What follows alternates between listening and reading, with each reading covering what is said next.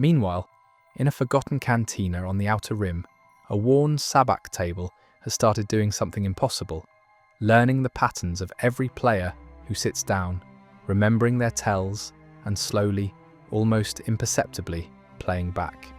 Welcome, traveller. You've found your way to another quiet corner of the galaxy where the extraordinary hides behind the ordinary, and where the most advanced technology sometimes reveals itself in the most unexpected places. Tonight, we're settling into a dimly lit cantina on a backwater world where hyperspace routes don't bother stopping, where the locals drink cheap spotchka, and where one particular Sabacc table has developed a peculiarity that its dealer is only beginning to understand. So before you pull up a chair and settle in for the night, take a moment to like this video and subscribe. It helps us keep bringing you these tales from the forgotten edges of the galaxy. Let me know in the comments where you're watching from tonight. It's always good to know who's keeping me company in these quiet establishments. Now get comfortable. Let the ambient noise of the cantina surround you, the low murmur of conversation, the clink of glasses, the shuffle of cards. Allow the rhythm of the Sabacc table to guide you gently toward rest. The cantina doesn't have a name, at least not one that appears on any official records or navigation charts. The locals just call it the Cantina, or sometimes Renner's Place, after the Togruta woman who owns it, and that's enough identification for a settlement that barely registers as a dot on most star charts. The building itself is typical of frontier architecture, prefabricated Durasteel panels assembled decades ago when this mining outpost still had ambitions of becoming something more than a fuel stop.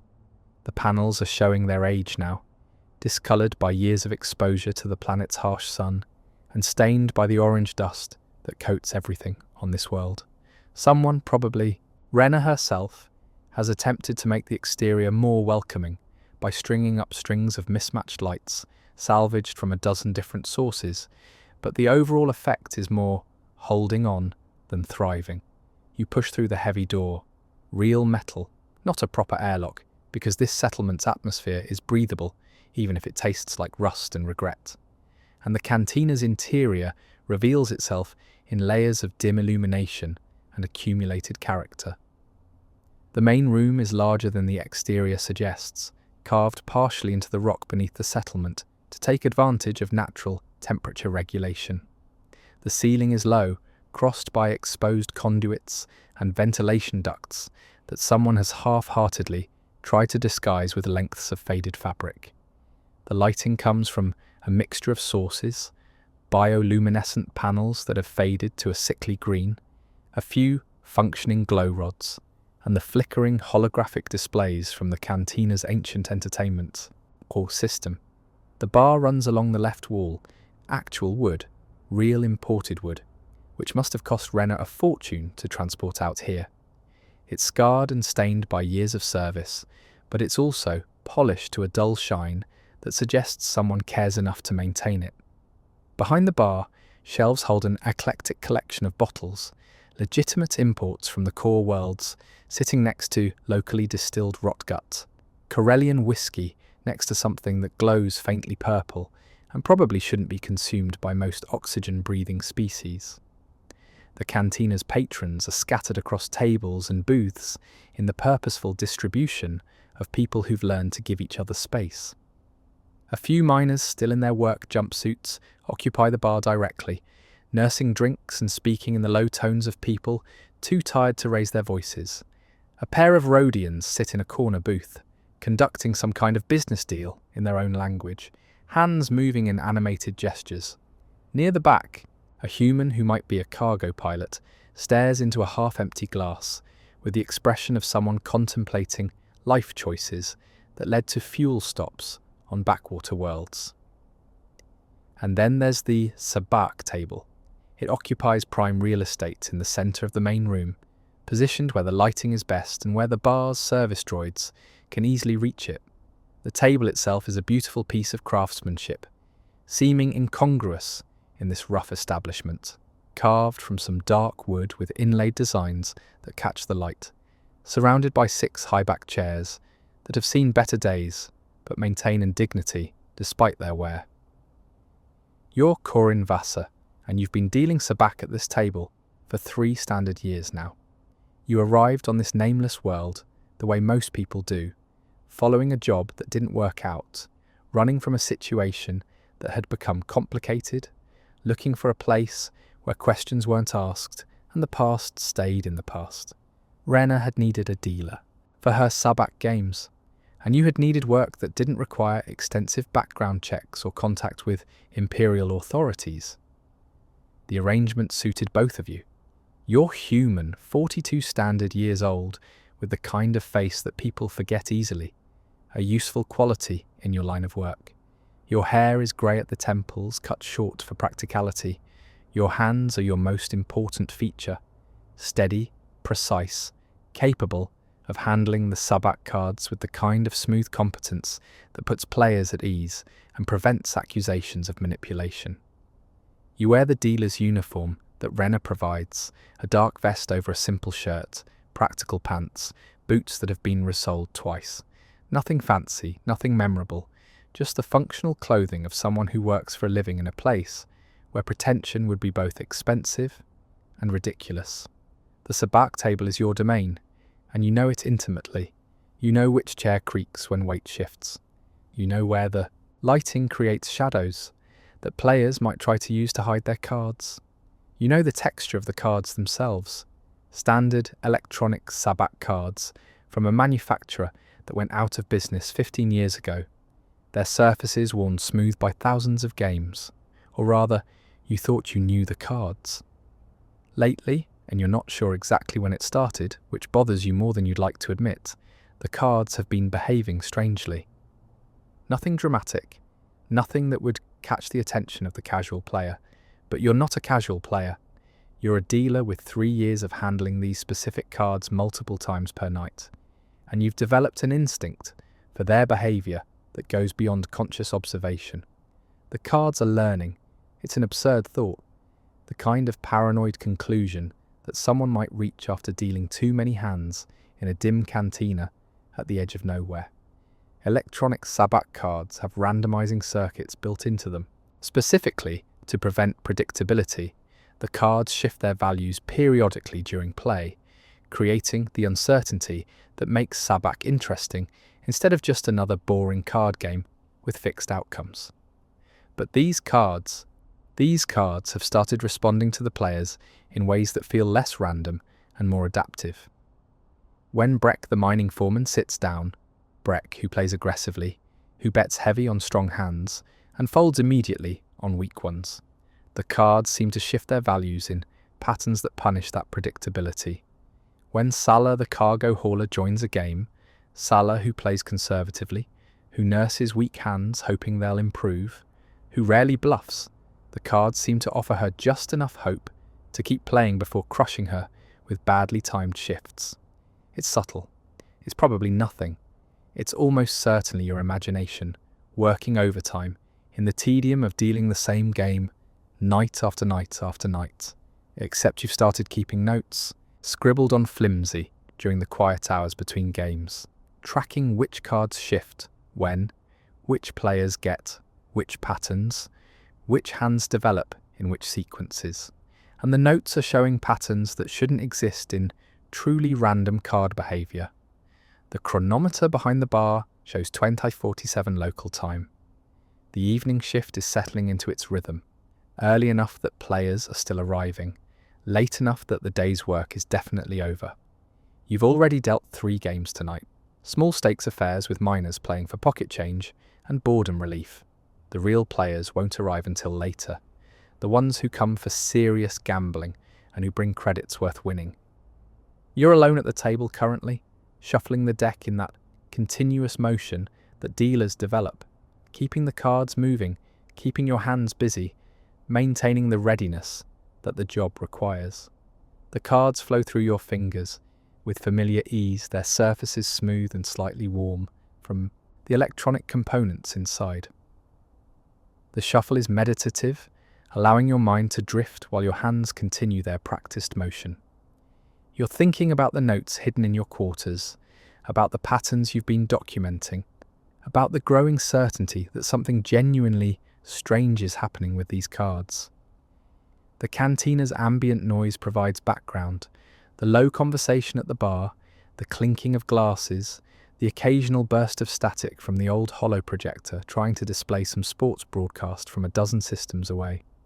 An MSE-6 service droid rolls past your table, its cylindrical body navigating the floor with the determined inefficiency of ancient technology. The droid is older than your tenure here, probably older than the Cantina itself, but it still manages to deliver drinks and collect empty glasses with stubborn persistence. Renna emerges from the back rooms, carrying a crate of something that clinks with the sound of bottles. She's a Togruta woman in her 50s, her head-tails showing the grey striping of age, her face lined with the kind of character that comes from decades of running a frontier establishment. She's fair but firm, protective of her cantina and her regulars, tolerant of trouble up to a point, and absolutely ruthless beyond that point. She catches your eye as she passes, nods acknowledgement, keeps moving toward the bar. Your relationship with Renna is professional and functional. She pays you fairly, you deal honest games, neither of you pries into the other's past or plans. It's the perfect employment relationship for people who've both learned that asking too many questions usually leads to uncomfortable answers. The cards continue their flow through your hands. Shuffle, cut, shuffle again. The electronic components inside each card create a faint hum that only someone handling them constantly would notice. A slight vibration that confirms the randomizing circuits are active and functional. Or are they? You pause the shuffle, spreading the cards face down on the table in a neat array. 44 cards in a standard Sabacc deck, 62 if you include the special cards. But this establishment uses the simplified version that's more accessible to casual players. The cards look identical from the back, their surfaces showing the same geometric pattern that's been standard for electronic Sabacc cards for decades. You flip one card face up, the 7 of Flasks. You watch it for a moment, waiting to see if it will shift. The cards have a randomized timing circuit that periodically changes their values during active play. This card remains stable, showing 7 of Flasks without variation. You flip another. The Mistress, one of the face cards worth the value shown, it too remains stable. A third card, the 2 of Sabres, stable, but during active play with multiple players holding multiple cards, with the pressure and attention of gambling creating a certain energy around the table, that's when the strangeness appears. That's when the cards seem to respond to the players in ways that feel less random and more directed. You're probably imagining it.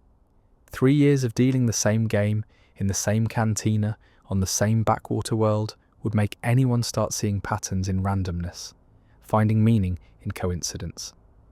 The human brain is wired to find patterns even where none exist, to impose order on chaos because accepting true randomness is psychologically uncomfortable. Except your notes show patterns that persist across multiple sessions, patterns that correlate with specific players and specific playing styles. And you've been around Sabacc tables long enough, in your previous life, before this backwater world, before the complications that made leaving civilization seem wise, to know what random card distribution looks like versus what artificial distribution looks like. These cards are learning, or responding, or adapting, or something. That shouldn't be possible with the relatively simple electronics that power standard Sabacc decks. The question is whether anyone else has noticed and what you're supposed to do about it. The entrance door opens with its characteristic metallic groan, and Breck walks in, right on schedule, because Breck is nothing if not predictable.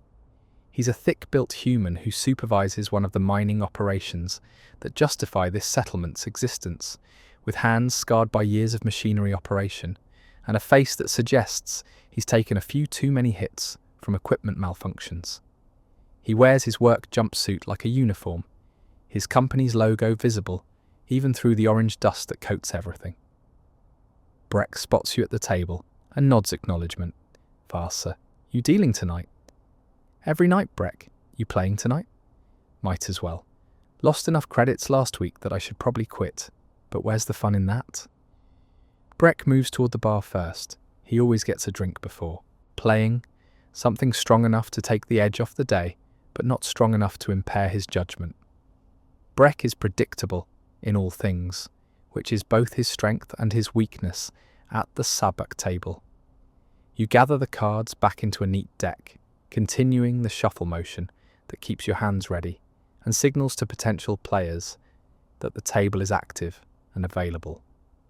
The cards flow smoothly, their surfaces sliding against each other with the whisper-soft sound of worn electronics. And somewhere in that deck you're almost certain the cards are remembering Breck's patterns, learning his tells, preparing to respond to his presence at the table in ways that shouldn't be possible. But you're probably imagining it. Probably. Breck returns from the bar carrying a glass of something amber that's probably not as expensive as it looks, but isn't the absolute cheapest option either. He settles into chair 4, always chair 4, because Breck is nothing if not a creature of habit, with the kind of relieved sigh that suggests his day involved extensive physical labour and possibly some frustration with equipment or personnel. Long day, you ask, because small talk is part of the dealer's job, creating atmosphere and making players comfortable. Aren't they all? Breck takes a long drink. Seismic charges aren't forming properly in Tunnel 7. Might be the mixing ratios, might be contamination in the compound, might be that the equipment is 20 years old and held together with hope and patch cable. But corporate wants production numbers, so we keep pushing charges that might or might not blow properly. Sounds dangerous. Everything's dangerous when you're pulling minerals out of unstable rock formation on a world that probably shouldn't be inhabited. But the pay is acceptable, and the work keeps me from thinking too much about how I ended up here instead of somewhere civilized. Breck sets his glass down carefully on the tables built in. Coaster, Renner trained her regulars well on that point, protecting her imported wood from drink rings. Let's play some cards and lose some more credits. At least that's entertaining danger. You smile slightly. Need other players, or are you interested in heads up against the house? I'll wait for at least one more. Sabacc isn't interesting with just 2 players. Nobody to bluff, no pot worth chasing. Breck settles back in his chair, cradling his drink. Who else usually shows up around this time? Sala sometimes comes by if her cargo run finished early. Jex from the water reclamation plant likes evening games. Might get some of the mining crew if they're not too exhausted. So the usual suspects in this thriving metropolis of entertainment and culture. The door opens again, saving you from having to respond to Breck's sarcasm. This time, it's Jex, a Duros male, skin the characteristic blue-green of his species, eyes large and dark and constantly moving, taking in everything, with the alertness that seems natural to spacefaring species. Jex wears civilian clothes that might have been fashionable on Coruscant 15 years ago, but now just look worn and out of place on a mining world. Wasser, Breck. Jex acknowledges both of you with a slight nod. Table active? Waiting for one more player, you confirm. You're interested. Interested in getting away from water filtration reports and equipment maintenance logs. If that requires losing some credits at Sabacc, seems like a fair trade. Jex moves to chair 2. He rotates his seating position regularly, one of many small variations in his playing habits that make him less predictable than Breck. 2 players? You could start the game, but 3 is better. More dynamic, more interesting, more potential for the kind of play that makes Sabacc worth dealing. You wait, hands continuing their idle shuffle of the deck, while Breck and Jex make small talk about settlement conditions and the latest minor crisis with the power grid. The cards flow through your fingers and you find yourself paying attention to them with more focus than the situation requires. They feel normal, the right weight, the right texture, the right subtle vibration from their electronics. Nothing about them suggests anything unusual. And yet, the door opens a third time. Sala enters, and you feel a slight tension that you immediately try to suppress. Sala is a human woman in her 30s, an independent cargo hauler who runs supplies between this settlement and the nearest major hub, 3 systems away. She's competent, professional, attractive in a way that's more about confidence than conventional features. She's also been showing interest in you that goes beyond professional interaction, and you've been carefully not noticing because relationships complicate things, and complications are why you're on this backwater world in the first place. Sabacc table active? Salah asks, making eye contact with you directly in a way that confirms she's interested in more than just the card game. About to start a game if you're interested, you reply, keeping your tone professional and neutral. Deal me in. Salah claims chair 6, which puts her directly across from you and gives her a clear view of your hands as they handle the cards. You suspect this seating choice is not accidental. 3 players. A good number for interesting play without becoming chaotic. You begin the dealer's ritual that starts every Sabacc game, the familiar sequence that you've performed thousands of times in this cantina. Standard rules, standard buy-in, hand pot and Sabacc pot both active. Minimum bet is 5 credits, maximum bet is table stakes. Card shifts are on standard randomized timing. Everyone familiar with how this works. Nods all around. These are regular players who know the game well. Buy-in is 25 credits for starting stakes. Place your chips. Each player produces credit chips from pockets or pouches, stacking them in neat piles that represent their gambling allocation for the evening. Breck's pile is larger than the others. He plays aggressively and isn't afraid to lose. Jex's pile is modest but carefully counted. Salah's pile is somewhere in between, suggesting she's willing to gamble but maintains financial discipline. You collect the buy-ins for the hand pot and Sabacc pot, the 2 prize pools that Sabacc games accumulate. The hand pot goes to the winner of each individual hand. The Sabacc pot grows across multiple hands until someone achieves a pure Sabacc, a perfect hand worth exactly 23 or negative 23. The cards are ready. The players are ready. The familiar rhythm of the game begins. You deal 2 cards to each player, sliding them across the smooth table surface with practiced precision. Breck picks up his cards immediately, his face showing the slight tightness that suggests he's not thrilled with what he's seeing. Jex examines his cards with careful attention, large eyes moving between them as he calculates possibilities. Salah glances at her cards almost casually, then looks up at you with a slight smile that might be about the cards or might be about something else entirely. Breck, your first action, you announce. Breck studies his cards for another moment, then makes his decision. I'll take another card. You slide a 3rd card across to him. His expression doesn't change noticeably, but you've dealt to Breck often enough to read the micro-expressions he doesn't know he's showing. The 3rd card didn't help. He's holding a weak hand and trying to improve it, which is Breck's typical strategy. Jex, I'll stand with what I have. Jex sets his cards face down on the table, signalling he's content with his current hand value. Salah, 1 more card, please. Salah's tone is light, almost playful. You deal her a 3rd card, and her smile widens slightly. Either the card helped or she's bluffing, and with Salah it's always difficult to tell which. The betting round begins. Small bets feeling out the other players, testing their confidence in their hands. Breck bets conservatively despite his aggressive reputation, a tell that his hand is weak. Jex matches the bet exactly, giving away nothing. Salah raises slightly, projecting confidence that might or might not be justified. And then the cards shift. It's the defining mechanic of Sabacc. At randomized intervals, the electronic cards change their values, forcing players to adapt to hands that suddenly become stronger or weaker without warning. The randomization is what makes Sabacc gambling rather than just mathematical calculation. The unpredictability is what makes it exciting. The table's shift indicator chimes, a soft electronic tone that signals all cards are about to randomize their values simultaneously. Every player tenses slightly, aware that their hands might be about to improve dramatically or collapse into worthlessness. The cards shift. You watch the players' faces carefully, reading their reactions to see how the shift affected them. Breck's expression falls, his weak hand just got weaker.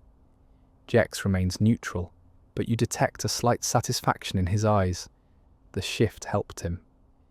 Sala's smile falters momentarily before she recovers. The shift hurt her hand, but not catastrophically. And you notice something else, something subtle that you might have missed if you weren't looking for it specifically. The cards shifted in a pattern that rewarded Jex's conservative play and punished Breck's attempt to improve a weak hand. The randomization wasn't purely random. It responded to the playing styles at the table, creating outcomes that felt almost deliberately calibrated to each player's approach. Or you're imagining patterns in randomness again, seeing meaning where none exists, projecting intention onto electronics that are just following their programming. The betting continues. Breck folds. His hand is too weak to continue after the shift. Jex raises, confident in his improved position. Sala considers for a long moment, studying Jex's face for tells, then calls the bet. "Reveal hands," you announce. Jex shows first 19. A strong hand close to the ideal, 23 without going over. Sala reveals her cards, 17. Respectable, but not quite good enough. "Hand pot to Jex," you declare, sliding the accumulated credits toward the Duros player. Jex collects his winnings with satisfied efficiency. Breck shakes his head ruefully. Sala maintains her pleasant expression, taking the loss with grace. And the cards sit in their neat deck, their surfaces giving away nothing, their electronics humming with that barely perceptible vibration that might be normal operation or might be something more. You shuffle for the next hand, cards flowing through your fingers, and try to suppress the growing certainty that these cards are learning the players and playing back. The second hand develops with its own rhythm, and you deal the cards with the smooth mechanical precision that 3 years of practice has made automatic. 2 cards to each player, sliding across the table in sequence. Breck, Jex, Sala. The cards make their characteristic soft sound against the wood, a whisper of electronics and worn surfaces that's become as familiar as your own breathing. Breck picks up his cards with less enthusiasm than the first hand. He's already down his buy-in amount and playing with what he probably considers loss money, credits he's mentally written off as the cost of entertainment. This shift in psychology will make him more conservative, more likely to fold weak hands rather than chase improvement. Breck, first action. "I'll take one more card." You deal the third card. Breck's face shows the same slight disappointment as before. The card didn't help. You're watching carefully now, not just his face but the cards themselves, trying to detect any pattern in how they're distributing value. "Jex? One card, please." The third card slides across to Jex. His expression remains neutral, but his large Duros eyes show a flash of satisfaction that he can't quite suppress. The card helped. "Sala? I'll stand with these 2. Sala sets her cards face down with confidence that might be real or might be performance. The betting round proceeds. Breck folds immediately. His hand isn't worth pursuing, and his shift toward conservative play makes folding the logical choice. Jex bets moderately, not wanting to scare Sala out of the hand, but expressing confidence in his position. Sala matches the bet exactly, giving away nothing about her hand strength. 2 players remaining. You deal 4th cards to both, optional draws that players can take to try improving their hands or getting closer to the ideal Sabacc total. Jex takes a 4th card and his satisfaction deepens. Sala takes a 4th card and maintains her neutral expression. The betting escalates slightly. Both players believe they have winning hands. And then the shift indicator chimes again. That's unusual, not impossible. The card shifts are randomized, and sometimes they occur in close succession, but uncommon enough to draw attention. The cards shift their values simultaneously, and you watch the players' reactions with intense focus. Jex's satisfaction disappears, replaced by carefully controlled disappointment. The shift hurt his hand significantly. Salah's neutral expression breaks into a genuine smile. The shift helped her dramatically. The pattern is there again. The cards shifted in a way that punished Jex for his aggressive betting and rewarded Salah for her conservative play. The randomization responded to the playing styles in a way that feels less random and more adaptive. You deal with this while maintaining your dealer's composure, announcing the continuation of betting and watching as Jex reluctantly folds and Salah collects the hand pot, but your mind is working through the implications, comparing this hand against your notes, against the patterns you've been documenting. The cards are learning. That certainty is growing stronger with each game, with each shift that seems too perfectly timed, with each distribution that seems too precisely calibrated to player behavior. But electronic Sabacc cards aren't sophisticated enough for machine learning. Their programming is relatively simple. Randomize card values at irregular intervals to create uncertainty. They don't have the processing power for pattern recognition, for analyzing player behavior, for adapting their randomization algorithms based on observed play, unless something has been modified, unless someone has tampered with these specific cards, unless what appears to be standard Sabacc equipment is actually something more sophisticated, something experimental, something that shouldn't exist in a backwater cantina at the edge of nowhere. The third hand begins, and you deal with extra attention to the card's behavior, trying to detect any anomaly in their operation. They feel normal in your hands, the right weight, the right texture, the right temperature. Nothing about their physical properties suggests modification or enhancement. Breck has recovered his enthusiasm slightly, having ordered a second drink from the service droid, and apparently deciding that losing credits is acceptable as long as he's having an interesting evening. You know what this settlement needs? Entertainment. Real entertainment, not just Sabacc and drinking. What kind of entertainment? Jex asks while examining his newly dealt cards. I don't know. Music? Holovids that aren't 15 years old? One of those dancing Twi'lek girls that fancy cantinas have? Breck grins at his own suggestion, clearly not serious. Renner would never approve that, Salah observes. This is a respectable establishment. Respectable and boring aren't the same thing, Breck counters. The conversation continues. While the hand develops, players making decisions about their cards while discussing the settlement's lack of amenities.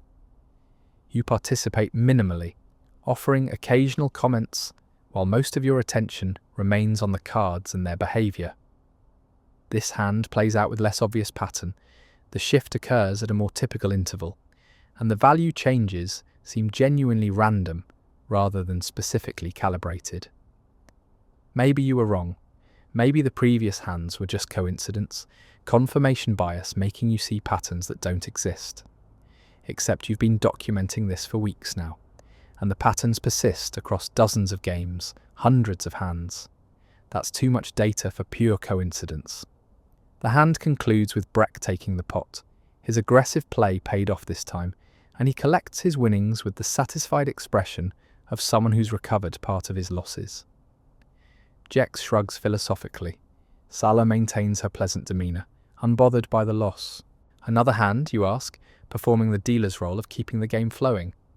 Deal, Breck confirms. I'm in, Jex agrees.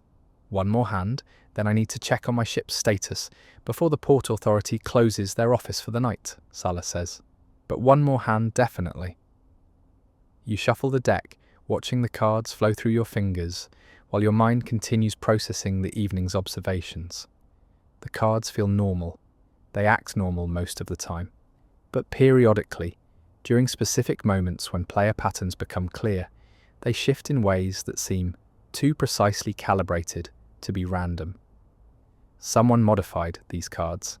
That's the conclusion you're increasingly unable to avoid. Someone enhanced their programming, gave them learning capability, created something more sophisticated than standard Sabacc equipment. The question is, who and why, and what are you supposed to do about it? The fourth hand begins, and you force yourself to maintain professional detachment, dealing cards and managing the game while your mind works through possibilities and implications. This is just another evening at the Sabacc table in an anonymous cantina on a backwater world. Nothing unusual, nothing worth investigating, except you know better. Something is happening here, something strange and potentially valuable, and you're the only one who's noticed. The cards continue their flow through your hands, and you wonder what they're learning from tonight's players and how they'll play back in future games. The fourth hand plays out with the same mixture of skill, luck, and uncertain card shifts that defines Sabacc. Salah takes the pot this time. A hand that started weak but improved dramatically after a well-timed shift gave her exactly the card values she needed. She collects her winnings with that pleased smile she wears when things work in her favour, then excuses herself to deal with Port Authority business before the office closes. "Thanks for the game, Vasa," she says, maintaining eye contact slightly longer than professionally necessary. "I'll be back tomorrow, if you're dealing."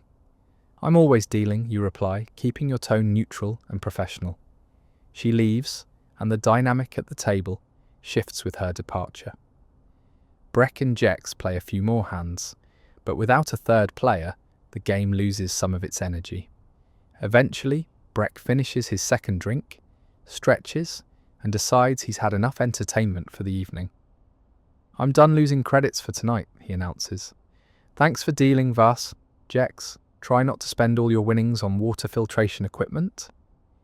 "The equipment is expensive, but I prefer to spend my winnings on luxuries like fresh food and functioning climate control," Jex replies, with Duros humour. They both depart, leaving you alone at the Sabacc table, with the deck of cards that may or may not be something more than they appear. The cantina has entered its late evening phase. The initial dinner crowd has dispersed. The serious drinkers have claimed their positions at the bar, and the general atmosphere has shifted toward the quieter, more contemplative mood that characterises the hours before midnight. You perform the dealer's end-of-game ritual, gathering the cards, counting them to verify the complete deck, securing the credit chips in the table's built-in lockbox, where Renner will collect them later for accounting. The cards flow through your hands one final time as you count, and you examine each one with more attention than the task requires.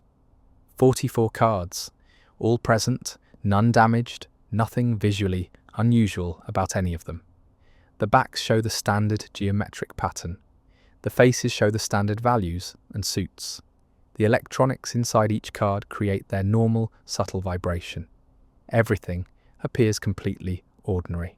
You spread the cards face up across the table in neat rows, studying them as if they might reveal their secrets through visual inspection. The 7 of flasks sits next to the mistress, which sits next to the 2 of sabres. Face cards and number cards, positive and negative values, all the combinations that create Sabacc's strategic depth. Nothing unusual, nothing that suggests modification or enhancement, just standard electronic Sabacc cards that have been used extensively and show normal wear patterns. But you've been dealing cards long enough, in your previous life, before this backwater world, when you worked in establishments that were significantly more sophisticated than Renner's Cantina, to know that the most effective modifications are invisible to casual inspection. Professional cheaters don't mark cards in obvious ways. Professional enhancement doesn't announce itself through physical differences. You gather the cards back into a neat deck and secure them in the table's storage compartment, a locked drawer where they'll remain until tomorrow's games begin. Then you stand, stretching muscles that have been sitting in one position for several hours, and make your way toward the bar where Renner is reviewing the evening's receipts on a battered datapad. "Quiet night," she observes, without looking up. 4 hours of play, 3 players maximum, modest pot sizes, not going to make us rich. "Most nights don't," you reply, "but steady small earnings add up over time." Philosophical wisdom from the Sabacc dealer. Next you'll be telling me that patience is a virtue, and good things come to those who wait. Renner glances up with a slight smile. "You want a drink? You technically finished your shift an hour ago, so you're off the clock." "I'll take something mild, just one.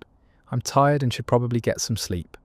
Renner pours you a glass of something local that's allegedly made from fermented plant matter native to this world, but tastes more like the barrel it was stored in. You sip it carefully. It's not actively unpleasant, just aggressively mediocre. "How are the cards holding up?" Renner asks casually. "I've been meaning to order replacements, but quality electronic Sabacc decks are expensive, and shipping to this backwater costs more than the cards themselves." The question creates an opportunity, and you consider how much to share. Renner is your employer, and she has a right to know if something is unusual about her equipment.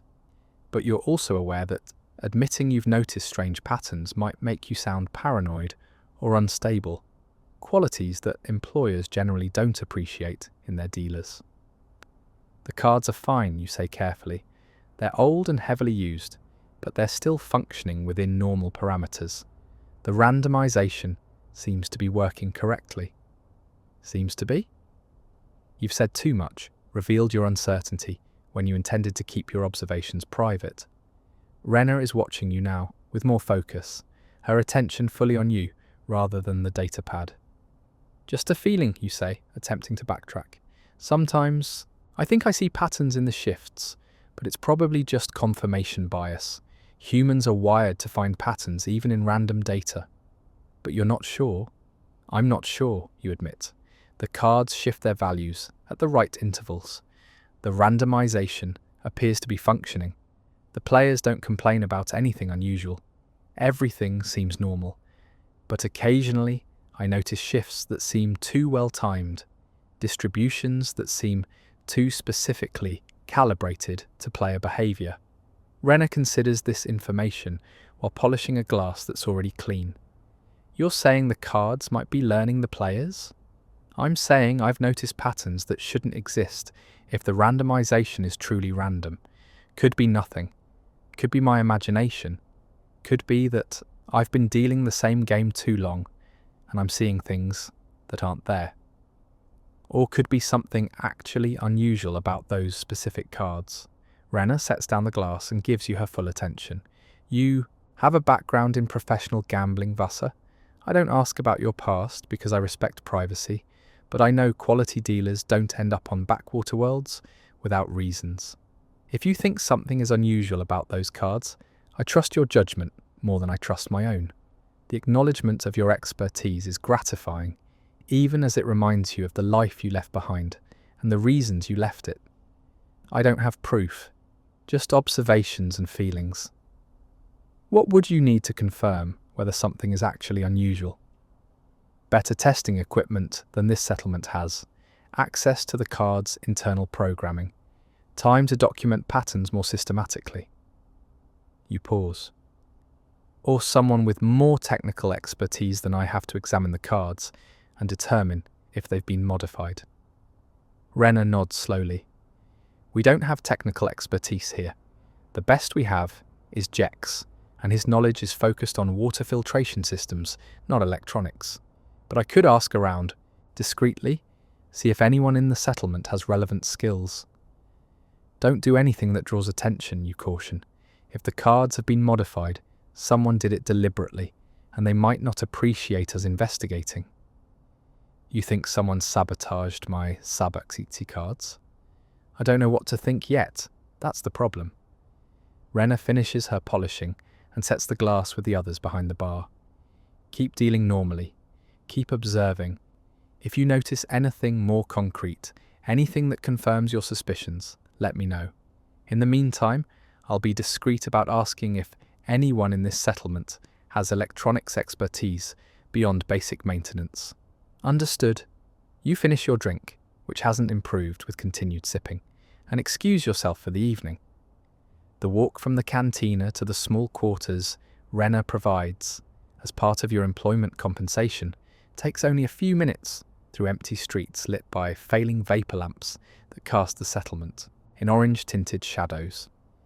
Your quarters are basic: a sleeping area, a small desk with a basic terminal, a refresher unit that provides minimal hygiene functions. The walls are thin prefab material that doesn't block sound effectively, and you can hear the muted conversations from neighbouring units, other workers from the mining operations, cargo handlers, the various people who've washed up on this backwater world for their own private reasons. You sit at the desk and pull out the flimsy sheets where you've been documenting your observations, pages of notes in your compact handwriting, tracking card shifts, player behaviours, apparent patterns in randomization. Looking at the accumulated data, the patterns seem undeniable. But you also know how easy it is to find patterns in noise, to see significance in coincidence. You add today's observations to the notes, documenting the specific hands where shifts seem too perfectly timed, noting the correlation between player behaviour and card. Ike's responses, the documentation is growing more comprehensive, more detailed, more damning in its suggestion that something unusual is happening with those cards. The question that keeps circling back is, why? If someone modified professional Sabacc cards to include learning algorithms, what's the purpose? The games at Renner's Cantina are small stakes, barely worth the effort of professional cheating. The settlement doesn't have enough traffic to make targeted card manipulation worthwhile. Nothing about this situation makes economic sense, unless the cards aren't here for economic reasons, unless they're here for testing or research or some purpose beyond simply winning credits at backwater Sabacc games. You file the notes carefully in the desk's locked drawer, security that's minimal but sufficient for a settlement where privacy is generally respected. Then you prepare for sleep, going through the basic routines that transition from work to rest. The settlement sounds continue. Outside, machinery running somewhere in the distance, occasional voices from neighbouring quarters, the wind that carries orange dust constantly across this world's surface. You lie in the narrow bed that came with the quarters and let the sounds wash over you, familiar enough now that they've become background rather than disturbance. Tomorrow you'll deal more Sabacc games. You'll watch the cards more carefully. You'll continue documenting patterns that might be real or might be imagined. And eventually you'll have enough data to either confirm your suspicions or dismiss them as the paranoid observations of someone who's been in exile too long. The cards are learning. You're increasingly certain of that. The question is what they're learning, why they're learning it, and what you're supposed to do with that knowledge. Sleep approaches slowly, your mind still processing the evening's observations, still turning over the mystery of the Sabacc table that plays back. Eventually, weren't expecting there would be. You dress in your dealer's attire, the dark vest and practical clothing that Renner provides, and prepare for another shift at the Cantina. But before you leave your quarters, you retrieve your notes from the locked drawer and review them one more time, looking for patterns in the patterns, trying to see the larger picture that might emerge from accumulated observations. The data is compelling. Over the past 3 weeks of concentrated documentation, you've recorded 47 hands where card shifts seemed too precisely timed to be random, 32 instances where card distributions appeared to respond specifically to player behaviour, 19 occasions where the randomisation seemed to punish predictable play and reward adaptive strategy. The numbers are too consistent to dismiss as imagination. Something is definitely unusual about those cards. You secure the notes back in the drawer and head out into the settlement's morning activity. The Suoi streets are busier now, miners heading to their shifts, cargo handlers preparing for the day's shipments, the various support personnel who keep frontier settlements functioning. You exchange nods with a few familiar faces, but don't stop for conversation. Most people here respect the unspoken agreement that mornings are for work, not socialising. The Cantina is locked when you arrive. Renner doesn't open until mid-afternoon, understanding that morning clientele is minimal on a world where most residents are working day shifts. But you have a key for early entry, necessary for the pre-shift preparations that keep the establishment ready for business. Inside, the Cantina has the peculiar atmosphere of an entertainment venue in daylight, slightly sad, slightly shabby, all its charm dependent on dim lighting and accumulated customers to create the right ambience. You move through the empty space to the Sabacc table, your domain and focus.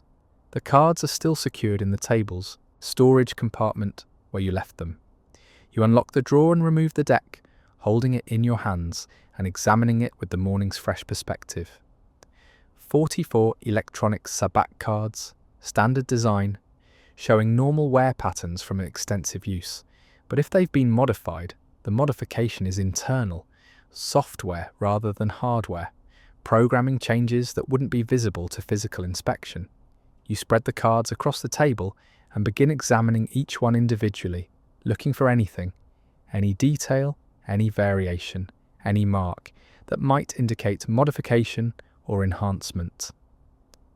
The 7 of Flasks looks identical to every other numbered card. The Mistress shows no variation from standard face card design. The negative cards, the special cards, all appear completely conventional. Nothing. If these cards have been enhanced, the enhancement is sophisticated enough to leave no physical trace. "You're here early," the voice startles you. You were so focused on the cards that you didn't hear the door open. You turn to find Jex standing in the entrance, his large Duros eyes showing curiosity about your presence. "Renner gave me a key for pre-shift setup," you explain. "I like to arrive early, make sure everything is ready before we open." "Dedicated employee. Admirable." Jex moves into the cantina, his movements carrying the characteristic grace of his species. "I'm actually here looking for you specifically. Renner mentioned you had questions about electronics, and I thought I might be able to help." You feel a flash of irritation at Renner for sharing your concerns. You'd specifically asked for discretion, but suppress it. Jex is trustworthy, as far as anyone is trustworthy on a backwater world, and his technical knowledge might be useful. "Renner said your expertise is water filtration systems," you say carefully. "Water filtration is what I do professionally, but my background is broader. I studied systems engineering at the Douro Technical Institute before various circumstances led me to this charming settlement." Jex's tone carries the self-deprecating humour of someone who's made peace with how their life didn't follow planned trajectories. "What's the electronics question?" You hesitate, considering how much to reveal, but Jex is here, offering help, and you need someone with technical knowledge to verify whether your suspicions have any basis in reality. "These cards," you gesture to the spread deck on the table. "They're standard electronic Sabacc cards, probably 15 years old, used heavily, but I've been noticing unusual patterns in how they randomize their values." "Unusual how?" "The shifts seem to respond to player behavior. When someone plays predictably, the cards shift in ways that punish that predictability. When someone adapts their strategy, the cards shift in ways that reward adaptation. It's subtle, but I've been documenting it for weeks, and the pattern is too consistent to be coincidental." Jex moves closer to the table, his large eyes examining the spread cards with interest. Electronic Sabacc cards have relatively simple programming. Randomization algorithms that trigger value changes at irregular intervals. They're not sophisticated enough for pattern recognition or adaptive behavior. "That's what I thought, but the patterns are there in my data." "May I examine one of the cards?" You select a card at random, the 4 of coins, and hand it to Jex. He holds it carefully, turning it over in his long-fingered hands, examining it from multiple angles. Then he produces a small tool from his pocket, something that looks like a scanner or diagnostic device. "I carry this for work," he explains. "It's designed for analysing electronic circuits in filtration systems, but it should be able to detect basic information about the card's components." He runs the scanner over the card's surface, watching the device's small display screen with focused attention. You wait, trying not to project too much hope onto this examination. If Jex finds nothing unusual, it means either the modification is too sophisticated for his scanner to detect, or you've been imagining patterns all along. "Interesting," Jex murmurs. "What?" "The card's power signature is slightly higher than standard specifications, not dramatically higher, maybe 15% above what I'd expect for this card model. Could be normal variation from age and use, or could indicate additional circuitry beyond the basic randomization system." Can you tell what the additional circuitry might be doing? Not with this scanner. It's not sophisticated enough for detailed circuit analysis. I'd need better equipment to trace the card's internal architecture and determine if there are components beyond standard Sabacc functionality. Jex hands the card back to you. But the elevated power signature suggests something beyond basic randomization is occurring inside these cards. The confirmation, even partial confirmation, sends a mixture of validation and anxiety through you. You weren't imagining patterns. Something unusual is definitely happening. What would be required to analyze these cards properly, you ask? Better scanning equipment, time to disassemble a card and examine its internal components, possibly access to reference specifications for standard Sabacc cards to compare against these specific units. Jex pauses. The settlement doesn't have that level of technical equipment. We'd need to take a card somewhere more developed, somewhere with proper electronics analysis facilities, which would mean leaving the settlement, travelling to a hub world, drawing attention to the cards. You shake your head. If someone modified these cards deliberately, they might not appreciate us investigating. Discretion seems wise. Agreed. Jex examines the spread cards again, his expression thoughtful. But there might be another approach. We could monitor the cards during actual play, document their behaviour more systematically with technical recording equipment, rather than just observational notes. If the cards are truly responding to player behaviour, we should be able to capture that response in electronic data. You have recording equipment that could do that? I have environmental monitoring equipment that tracks multiple variables simultaneously. It's designed for analysing water filtration efficiency, but the sensors could be adapted to monitor electronic signatures, power fluctuations, timing patterns in the card's randomization cycles. Not perfect data, but better than human observation alone. The idea has merit. Technical data would either confirm your observations or reveal them as coincidental patterns that don't hold up under systematic measurement. Either way, you'd have better information than speculation based on notes. How would we set up this monitoring without drawing attention from the players? The sensors are small, about the size of a credit chip. We could place them around the Sabacc table, disguised as decorative elements or standard equipment. They'd wirelessly transmit data to a receiver that I could monitor from a distance.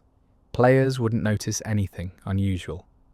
Jex's expression shows the focus of someone working through technical problems. I'd need a few hours to adapt the sensors for this purpose and calibrate them properly. Could you keep the table closed tonight? Tell Renna you need to perform maintenance or repairs. Probably. She trusts me to manage the table's operation. You consider the implications of what you're proposing. This stays between us for now. I don't want rumours spreading through the settlement about mysterious Sabacc cards. Absolutely discreet. I'm curious about this mystery from a technical perspective, but I also understand the value of not creating unnecessary attention. Jex gathers the 4 of coins and one other card, the Mistress. I'll borrow these 2 cards to test my monitoring setup. Make sure the sensors can actually capture useful data from their electronic signatures. I'll return them before tonight. Be careful with them. If Renna notices cards missing from the deck, she'll ask questions. I'll treat them like they're valuable research subjects, because if your observations are correct, they might be exactly that. Jex carefully tucks the 2 cards into a protective case he produces from another pocket. I'll contact you this afternoon with an update on the monitoring setup. He leaves, moving with purpose, clearly energized by the technical challenge. You're left alone in the cantina, with the incomplete deck spread across the Sabacc table, 42 cards instead of the full complement of 44. The absence of those 2 cards creates an irrational anxiety. What if Jex's examination damages them? What if he doesn't return them? What if his investigation draws exactly the attention you're trying to avoid? But you need technical confirmation of what you've been observing. Intuition and notes aren't enough. You need data, measurements, evidence that either validates your suspicions or dismisses them as pattern-seeking in randomness. You gather the remaining 42 cards and secure them back in the table's storage compartment. Then you spend the morning performing other maintenance tasks around the cantina, cleaning tables, checking the bar's inventory, verifying that the service droids are functioning properly. Busy work that keeps your hands occupied while your mind processes the morning's developments. Jex found an elevated power signature. That's significant. That's confirmation that something unusual is happening inside those cards. The question remains, what and why and who modified them? The morning slowly progresses toward afternoon, and you wait for Jex's contact, hoping his technical examination will provide answers rather than just more questions. Jex returns in the early afternoon, carrying a small case that presumably contains his adapted monitoring equipment. The cantina is still closed. Renner won't open for another hour, giving you privacy to discuss his findings and implement the monitoring setup. I've analysed the 2 cards, Jex reports, setting his case on the Sabacc table. Definitely modified. Both cards contain additional circuitry beyond standard Sabacc specifications. Small integrated chips attached to the main randomization processor, probably added after the cards were manufactured. The confirmation settles over you like a weight. You were right. The cards have been enhanced. Someone deliberately modified them. What do the additional chips do? I can't determine their exact function without more sophisticated analysis, but based on their connection to the main processor and their power requirements, they're likely performing some kind of data processing beyond simple randomization. Pattern recognition, behavior analysis, adaptive algorithms, something computational that requires more processing power than standard Sabacc cards possess. Machine learning, you say quietly. Possibly. The chips have sufficient capability for basic learning algorithms. They could be analyzing player behavior, storing pattern data, adjusting randomization based on observed play. Jex opens his case, revealing several small sensor devices and a handheld monitoring unit, which is why I want to capture their behavior during actual gameplay. If the cards are learning and adapting, the monitoring equipment should detect changes in their electronic signatures that correlate with player actions. You examine the sensors, tiny devices that could easily be mistaken for decorative elements or standard table equipment. How do we place these without drawing attention? I suggest positioning them at strategic points around the table where they'll have clear line of sight to all 6 player positions. We can disguise them as lighting, fixtures or coaster holders, something that belongs on a Sabacc table but won't attract specific notice. Jex produces a small adhesive from his case. The sensors will wirelessly transmit data to this receiver, he indicates the handheld unit, which I'll keep with me during tonight's games. I can monitor in real time while appearing to be just another player or observer. You're planning to be here during the games? If that's acceptable, I'm curious to observe this phenomenon directly, and having the technical monitor present allows for immediate adjustment if the sensors aren't capturing useful data. You consider the request. Having Jex present adds an element of attention that you prefer to avoid, but his technical expertise might be valuable if unusual events occur, and he can legitimately explain his presence by playing Sabacc or simply drinking at the bar. You can be here, but you should blend in. Play a few hands, have drinks. Don't focus too obviously on the monitoring equipment. Understood. I'll be a typical customer who happens to be carrying environmental monitoring equipment that nobody will notice or question. Together, you position the sensors around the Sabacc table, disguising them as Jex suggested. One sensor becomes a small lighting fixture that provides subtle illumination at table level.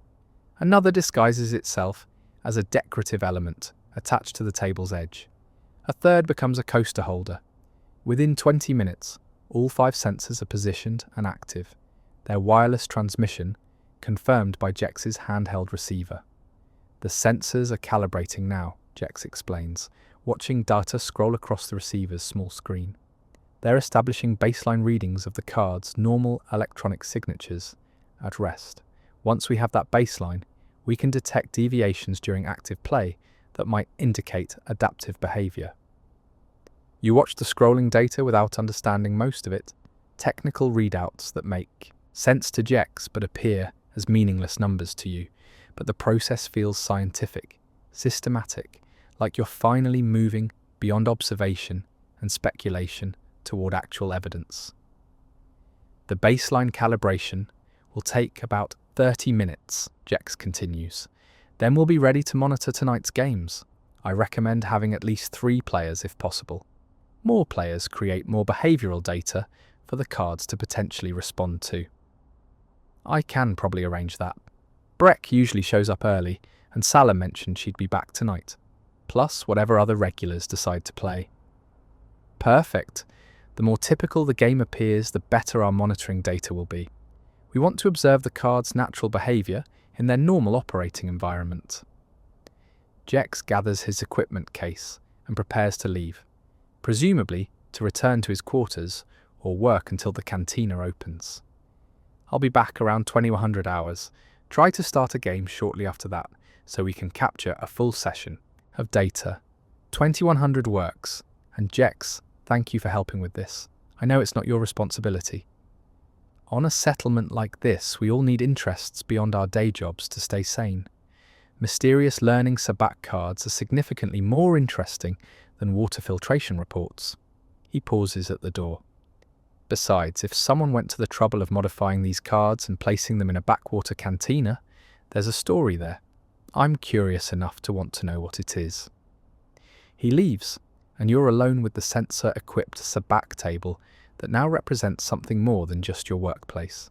It's a mystery, a technical puzzle, possibly something valuable or dangerous, depending on who modified those cards and why. The afternoon passes in routine preparation. Renner arrives to open the cantina. You help with the standard setup tasks. Early customers begin trickling in for drinks and conversation. The cantina fills with its typical evening atmosphere. Low conversations, clinking glasses, the ambient noise of a frontier establishment serving its community. You take your position at the Sabacc table, cards ready, sensors positioned and invisible among the table's legitimate equipment. To any casual observer, it's just another evening at Renner's Cantina. But you know better. Tonight you're collecting data, gathering evidence, trying to understand what those modified cards are actually doing. Breck arrives at his usual time, already carrying his first drink, settling into his predictable chair, with familiar comfort. Evening, Vas. Table open? Waiting for at least one more player. You're interested? Might as well. Lost credits last night. Might as well lose more tonight. That's called consistency. Breck grins at his own joke. Salah enters shortly after, confirming her mentioned return. She claims chair 6 again, directly across from you, and offers that smile that suggests her interest extends beyond Sabacc. Ready to deal some cards, Vasser? Always ready, just waiting for one more player. Jex arrives exactly at 2000 hours, carrying a drink and his inconspicuous monitoring equipment case. He claims chair 2 without obvious attention to the position sensors, settling in as if he's just another customer interested in an evening card game. 3 players plus Jex makes 4, a good number for interesting play and sufficient behavioural data. You begin the dealer's ritual, the familiar sequence that starts every Sabacc game, while Jex activates his monitoring equipment and begins recording the card's electronic signatures. The game begins. The sensors watch. The cards wait to reveal whether they're truly learning or just following strange patterns of genuinely random chance. And you deal, hands moving through practiced motions, while wondering what tonight's data will show. The first hand proceeds normally, cards dealt, players examining their hands, betting proceeding according to standard Sabacc rhythm. Breck plays aggressively, as always, taking extra cards and betting confidently. Salah plays more conservatively, maintaining her position and watching the other players for tells. Jex plays competently, but without particular pattern. adapting his strategy based on the developing hand. You deal while watching Jex peripherally, trying to gauge whether his monitoring equipment is capturing useful data. His expression remains neutral, focused on his cards like any normal player, giving no indication whether the sensors are detecting anything unusual. The shift indicator chimes. The cards randomize their values simultaneously. Players react to their changed hands. Breck's confidence falters, Sala's neutral expression holds, Jex shows mild satisfaction, and the shift's timing feels familiar. Too familiar. It occurred at the exact moment when Breck's aggressive betting had created maximum pot value, punishing his predictable strategy by changing his strong hand into something weaker. The hand concludes, with Sala taking the pot. Breck folds early after the shift hurt him.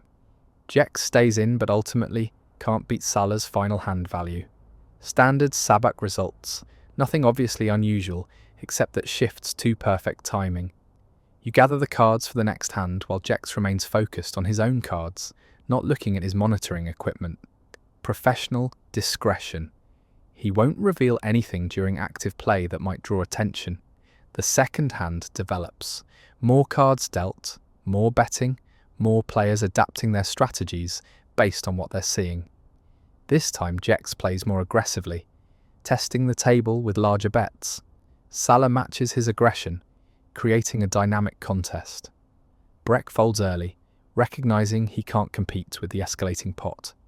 The shift indicator chimes again, but this time the shift occurs earlier than typical, interrupting the aggressive betting before it reaches maximum escalation. The randomization changes both Jex's and Sala's hands, creating uncertainty that forces both players to reassess their positions. Jex folds. Sala takes the pot, but you noticed the shift's timing again. It occurred at the moment when the aggressive play between two skilled players had created an interesting dynamic, as if the cards were responding to the escalating contest. The third hand proceeds, the fourth, the fifth, each hand developing its own character, each shift occurring at moments that feel too precisely calibrated to the game's rhythm. Sometimes the shifts punish aggression, sometimes they reward adaptation, sometimes they create chaos at exactly the moment when stable patterns were emerging. And through it all, Jex plays normally, while his monitoring equipment silently records whatever electronic signatures the cards are producing. After the fifth hand, which Breck wins through combination of improved cards and other players' bad timing, Jex excuses himself from the table. Need to refill my drink and stretch my legs. Back in a few minutes. He heads toward the bar carrying his monitoring case, and you understand this is his opportunity to review the collected data away from the table. You continue dealing to the remaining players, maintaining the game's flow while hoping Jex's technical analysis will provide concrete evidence. 15 minutes later, Jex returns and slides back into his seat. He catches your eye and gives the slightest nod, a signal that means something significant, though you can't ask for details until after the game concludes. The evening continues. More hands, more shifts, more patterns that feel too precise to be random. Breck loses steadily, his predictable play consistently punished by well-timed randomization. Sala breaks even, her adaptive strategy finding success against the card's apparent learning. Jex plays competently, neither winning nor losing significantly. Around midnight, the game naturally winds down. Breck has reached his loss limit and decides to quit before hemorrhaging more credits. Sala has an early cargo run scheduled and needs to prepare her ship. Jex finishes his drink and prepares to leave with the other players. Thanks for the game, Vasa, Breck says tiredly. Same time tomorrow for me to lose more credits. You could try changing your strategy, Sala suggests with gentle humour. Where's the fun in that? I'm consistently predictable. That's practically a virtue. They depart, leaving you and Jex alone at the Sabacc table. The Cantina still has customers at the bar, serious drinkers who'll stay until Renner closes, but the Sabacc area is now private enough for quiet conversation.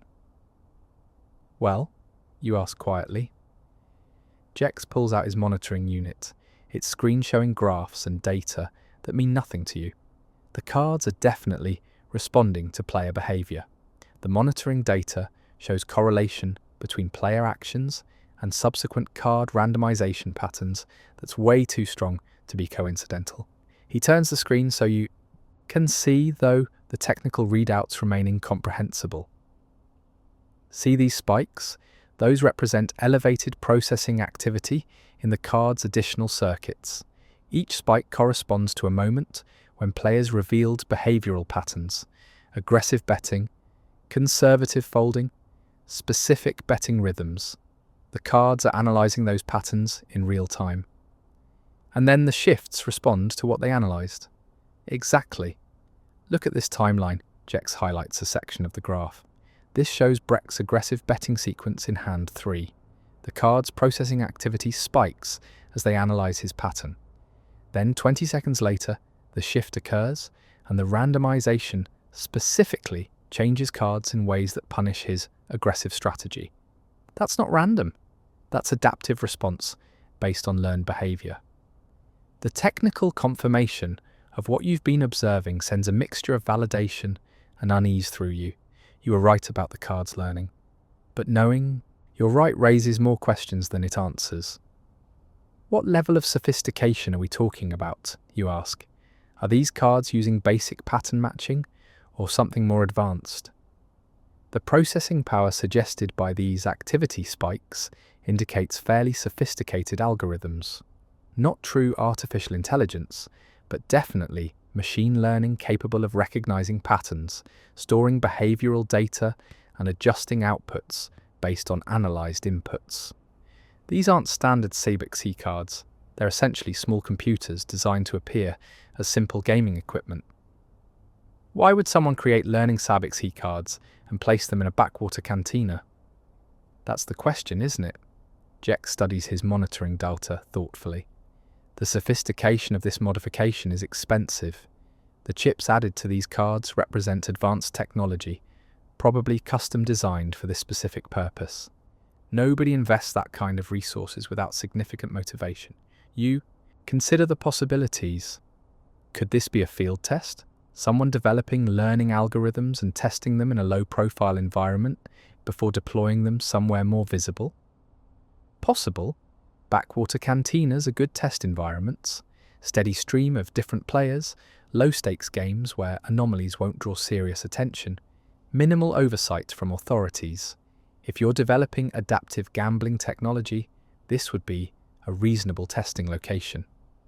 Or, you sense there's another possibility Jex isn't voicing. Or someone is specifically interested in this cantina, these players, this settlement. The cards might be collecting data not to test algorithms, but to analyse specific individuals, which raises questions about surveillance, intelligence gathering, who might want information about people in this settlement and why. The surveillance possibility creates a cold anxiety in your chest. You came to this backwater world specifically to avoid attention, to escape situations where people might be watching and analysing your behaviour. The idea that you've been under observation through Sabacc cards for months or years, depending on when they were modified and placed, is deeply unsettling. How long have these cards been in the cantina? Jex asks. I don't know exactly. They were here when I arrived 3 years ago, and Renna said she'd had them for a while before that. So at least 4 or 5 years, possibly longer. Years of collecting behavioural data on everyone who plays Sabacc at this table. Jex's expression is grim. That's a lot of surveillance if that's what this is. What do we do with this information? That's not a technical question. That's a judgment call about risk consequences and what you're willing to engage with. Jex deactivates his monitoring unit and carefully stores it in his case. We could destroy the cards, eliminate the surveillance capability. We could try to trace where they came from, investigate who modified them and placed them here. We could report this to authorities, though I'm not sure which authorities would care about mysterious Sabacc cards on a backwater world. Or we could do nothing, continue operating as normal while knowing we're being observed. Each option carries its own risks. Destroying the cards might trigger response from whoever placed them. Investigation might draw exactly the attention you're trying to avoid. Reporting to authorities might create complications for everyone in the settlement. Doing nothing means accepting ongoing surveillance. I need to think about this, you say finally, and probably discuss it with Renna. These are her cards in her establishment. She deserves to know what's happening. Agreed, but be careful about who else you tell. If this is surveillance operation, the people running it might not appreciate their equipment being discovered.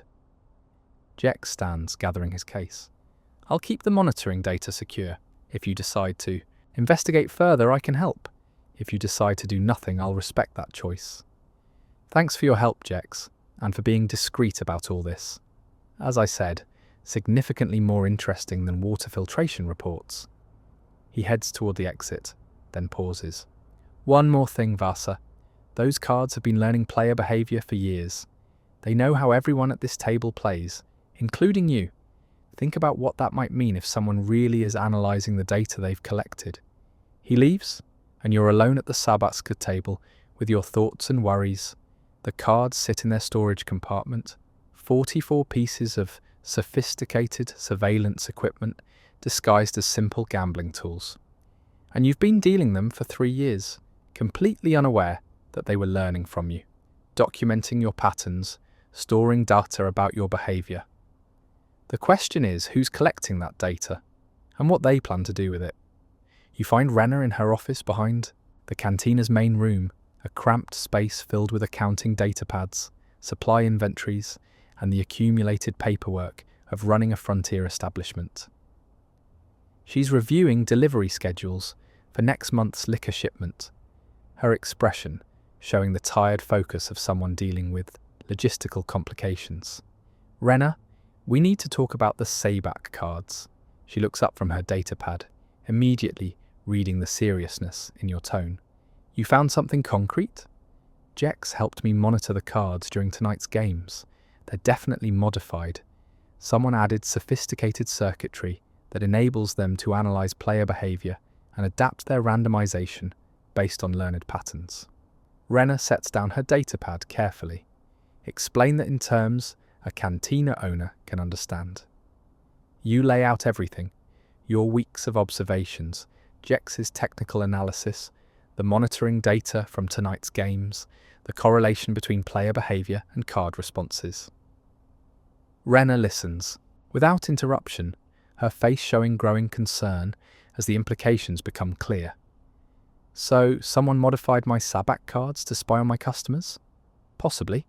The cards could be field testing for gambling technology, but they could also be collecting behavioural data for surveillance purposes. Either way, they're more than they appear. How long has this been happening? Unknown.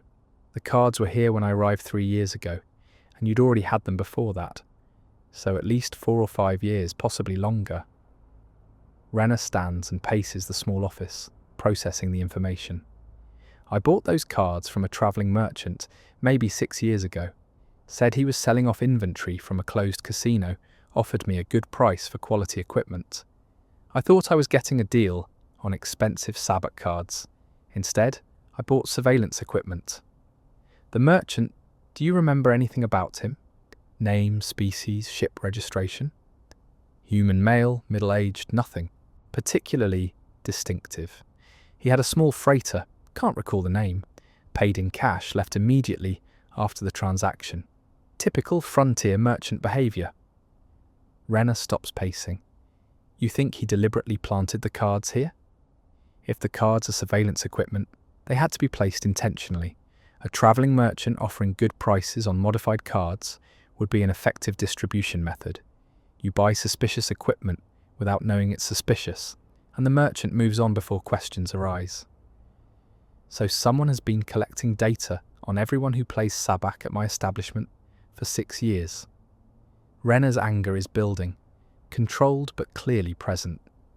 My customers' behavioural patterns, their gambling habits, potentially information that could be used against them.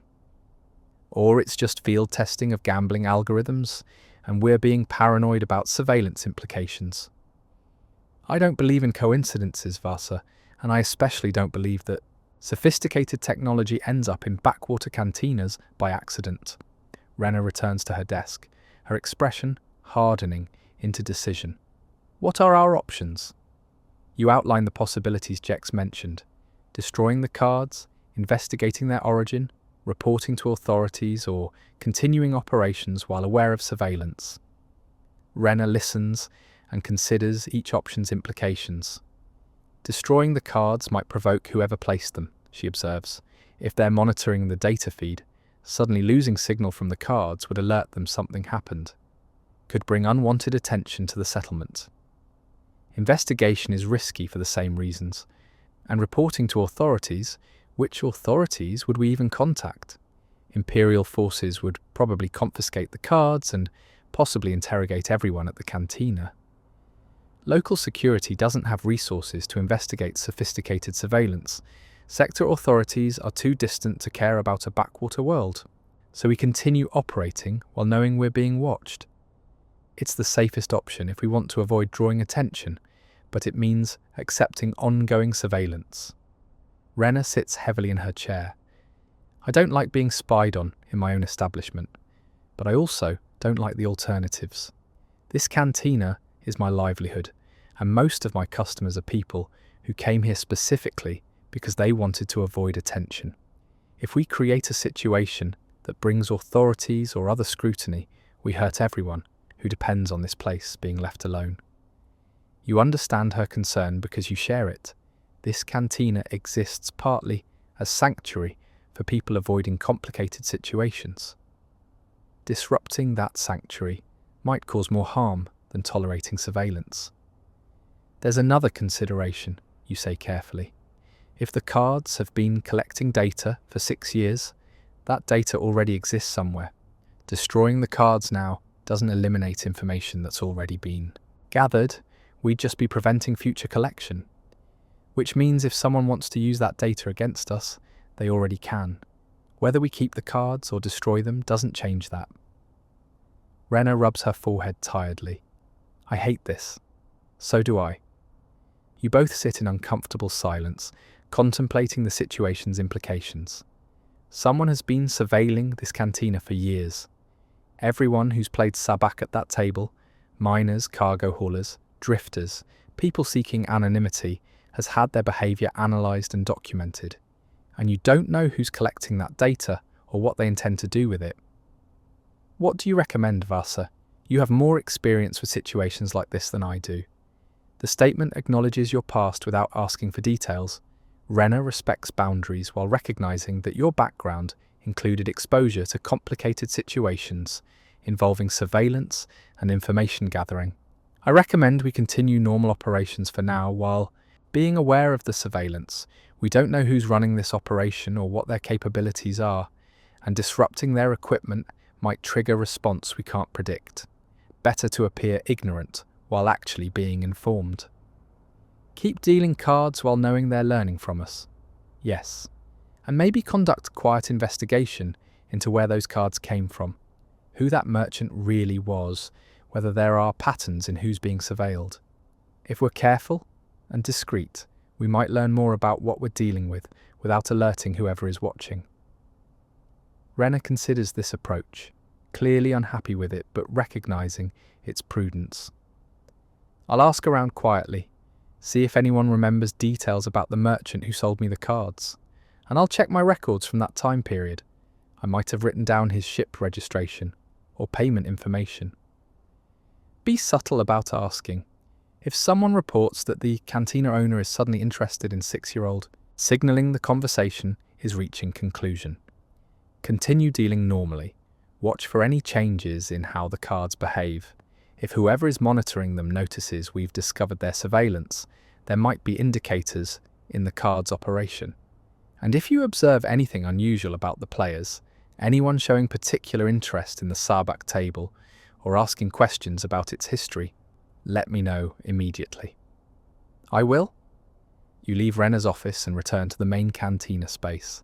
The late-night drinkers are still present at the bar, engaged in the quiet conversations and solitary contemplation that characterize the hours before closing. The Sabacc table sits empty in the centre of the room, waiting for tomorrow's games. You approach the table and look at it with new understanding. It's not just your workplace anymore, it's sophisticated surveillance equipment, a tool for analysing and documenting behaviour, a window through which unknown observers are watching this. Cantina and its customers. The question is who those observers are and what they want with behavioural data from people on a backwater world who mostly want to be left alone. You'll continue dealing cards, you'll continue documenting patterns, and you'll wait to see if the observers reveal themselves, or if this mystery remains unresolved, just another strange situation in a galaxy full of secrets and surveillance. The cards sit in their storage compartment, learning, adapting, playing back the patterns they've observed, and tomorrow you'll shuffle them again, deal them again, participate in the subtle contest between dealer, players, and the sophisticated technology disguised as simple gambling equipment. Days pass and you settle into a routine that's both familiar and strange, dealing Sabacc as you've done for 3 years, but now acutely aware that every shuffle, every deal, every game is being analysed and documented by the cards you're handling. The awareness changes how you play.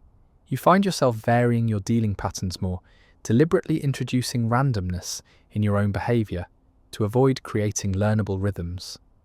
Where before you might have shuffled the same way each time, now you alternate shuffling techniques. Where before you might have dealt cards in predictable sequence, now you vary your timing and approach. It probably doesn't matter if the cards have been learning from you for 3 years. They already have extensive data on your baseline behaviour. But the variations make you feel slightly less transparent, slightly less predictable to whatever algorithms are processing your actions. The regular players continue their usual patterns. Breck plays aggressively and loses consistently, his predictable strategy punished by cards that seem to know exactly when to shift and how to maximise his losses. Sala plays adaptively and breaks even, her flexible approach finding success against the learning algorithms. Jex plays competently, neither winning nor losing significantly, while occasionally conducting subtle monitoring to track changes in the card's behaviour. New players arrive periodically, travellers passing through the settlement, workers from new mining operations, occasional visitors with business at the starport. You watch each new player with increased attention now, wondering if any of them show particular interest in the Sabacc table beyond normal gaming curiosity. Most seem genuine, people looking for entertainment, a place to drink and gamble and forget about difficult work on a difficult world. But occasionally you notice someone who seems too interested in the table, who watches the games with more focus than typical casual observation would warrant. Like the human woman who appeared 3 nights after your conversation with Renner. She entered the cantina alone in the early evening, claimed a seat at the bar, ordered an expensive imported drink that suggested she wasn't a typical settlement resident.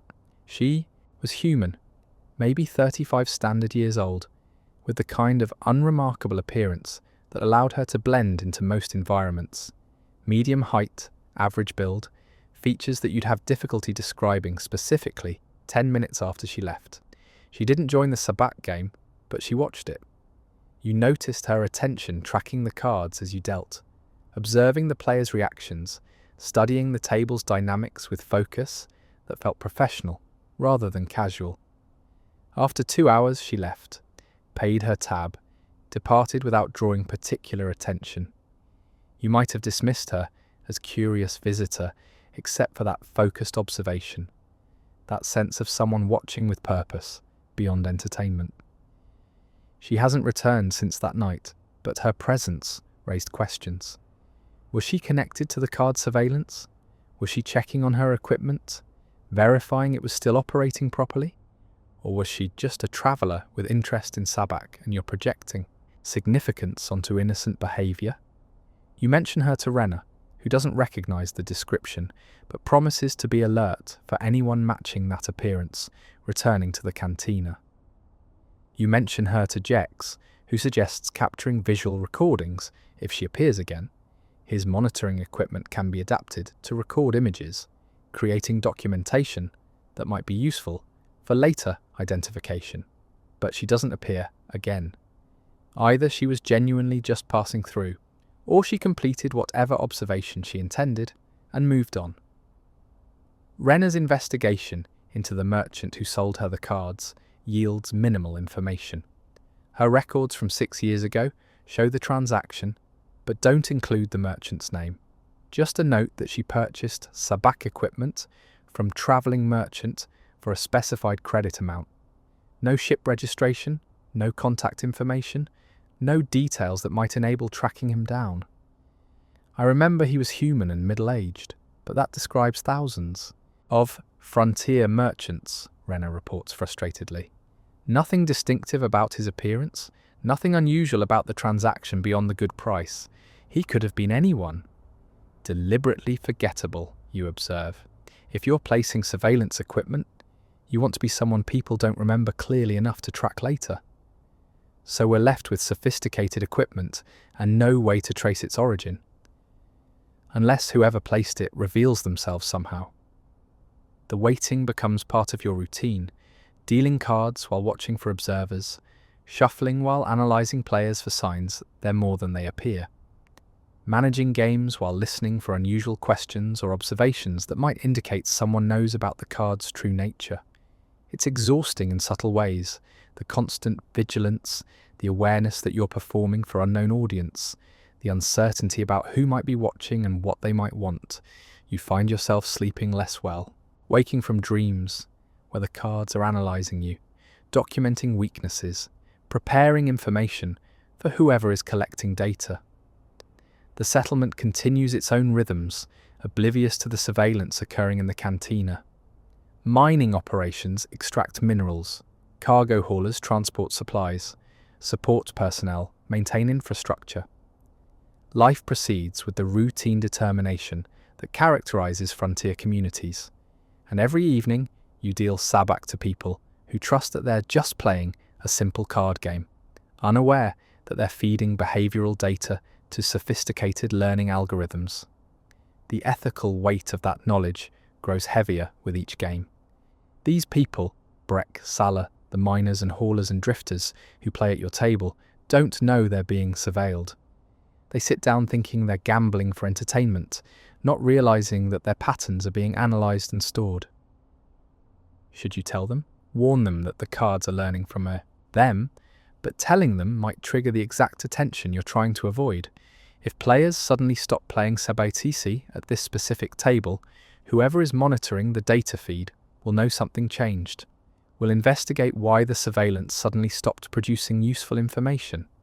So you stay silent. You deal cards. You watch players gamble away credits while feeding data to unknown observers. And you carry the uncomfortable knowledge that you're complicit in surveillance that you never consented to participate in. The cards continue their learning. The algorithms continue their adaptation. The surveillance continues its documentation. And you continue dealing, waiting for something to break this strange equilibrium, for whoever is watching to reveal themselves, or for the situation to resolve in some way you haven't anticipated. The Sabacc table plays back the patterns it's learned, and you play along, dealer in a game whose true stakes remain unknown. 3 weeks after Jex's technical confirmation of the card's surveillance capabilities, the cards themselves begin behaving differently. The change is subtle.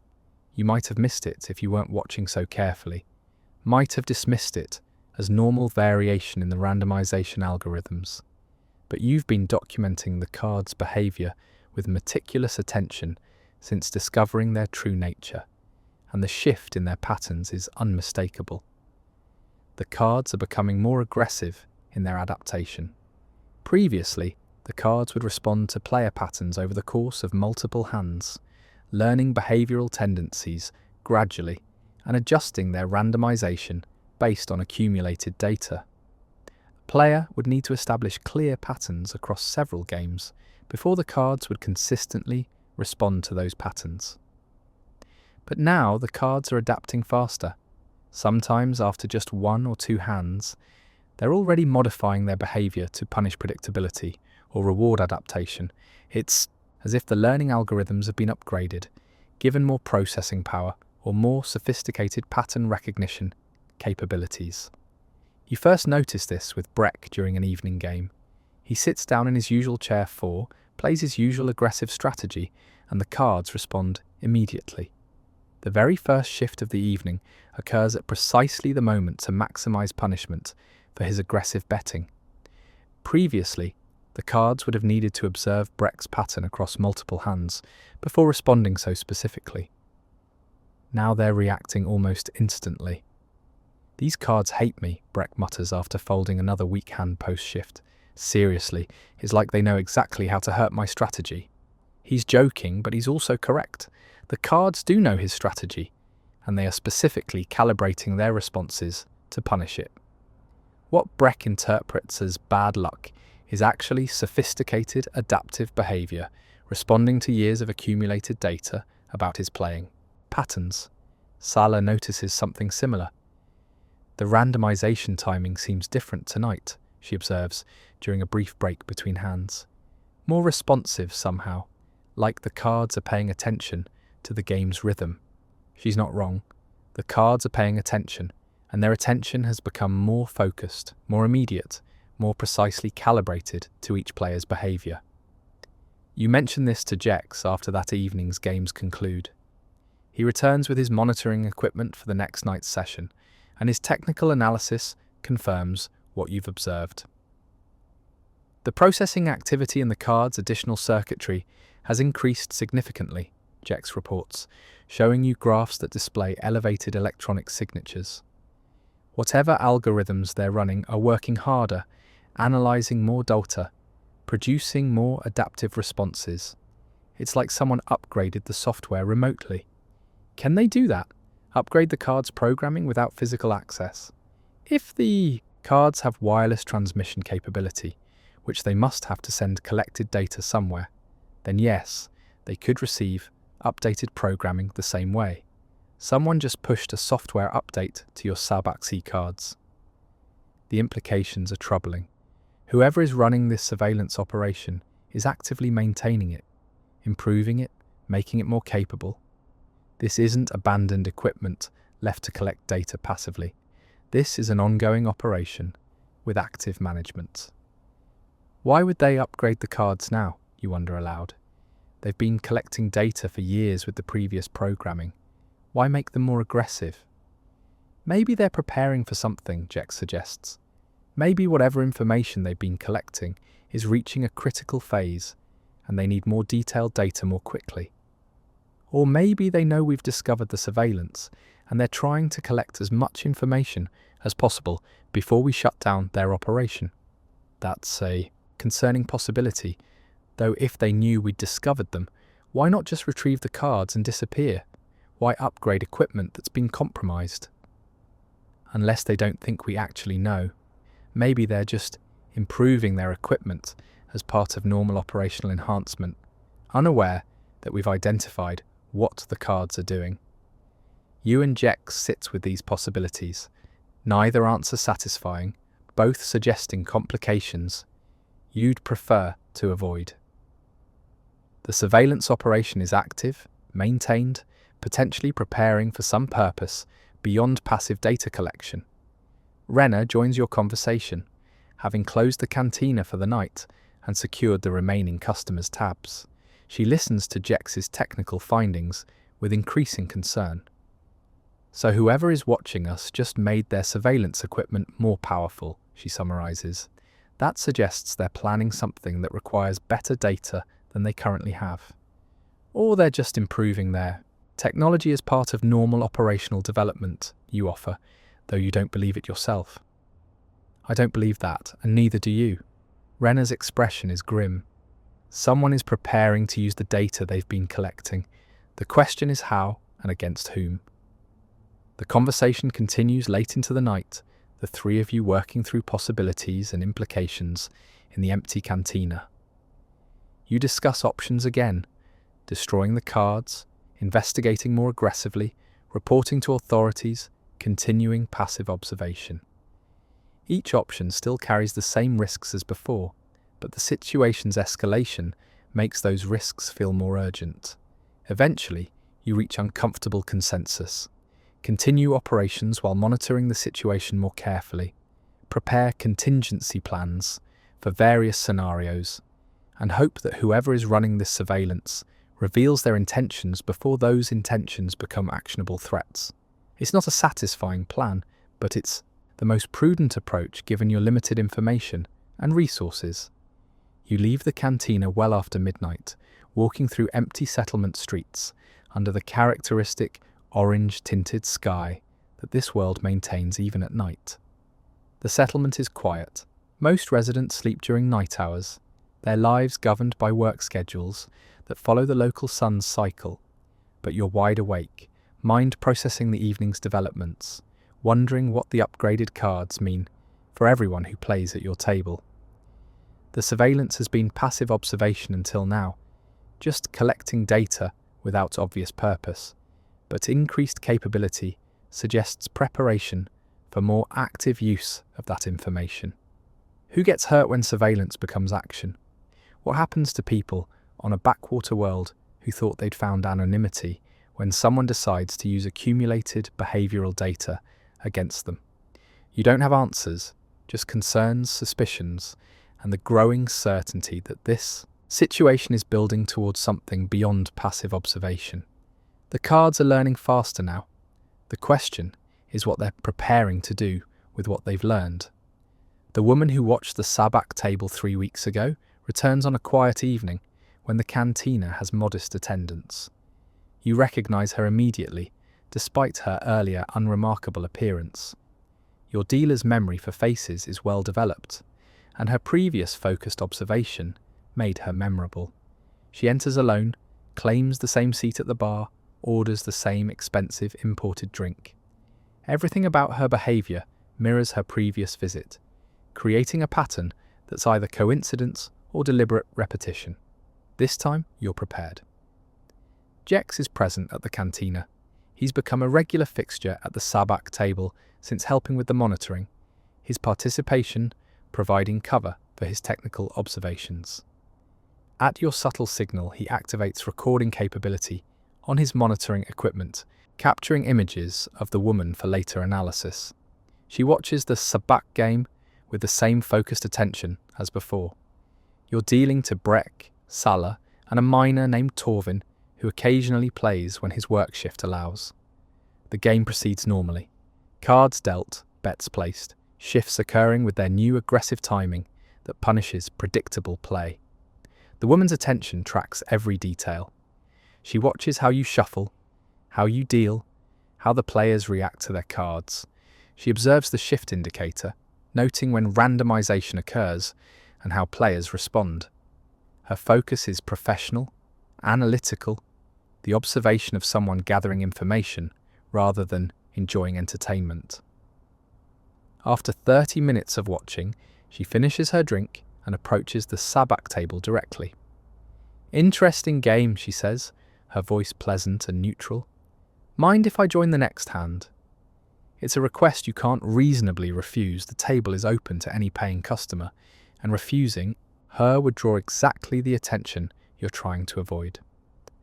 Buy-in is 25 credits. Seats open if you're interested. She claims chair 5, positioning herself with clear view of both you and the other players.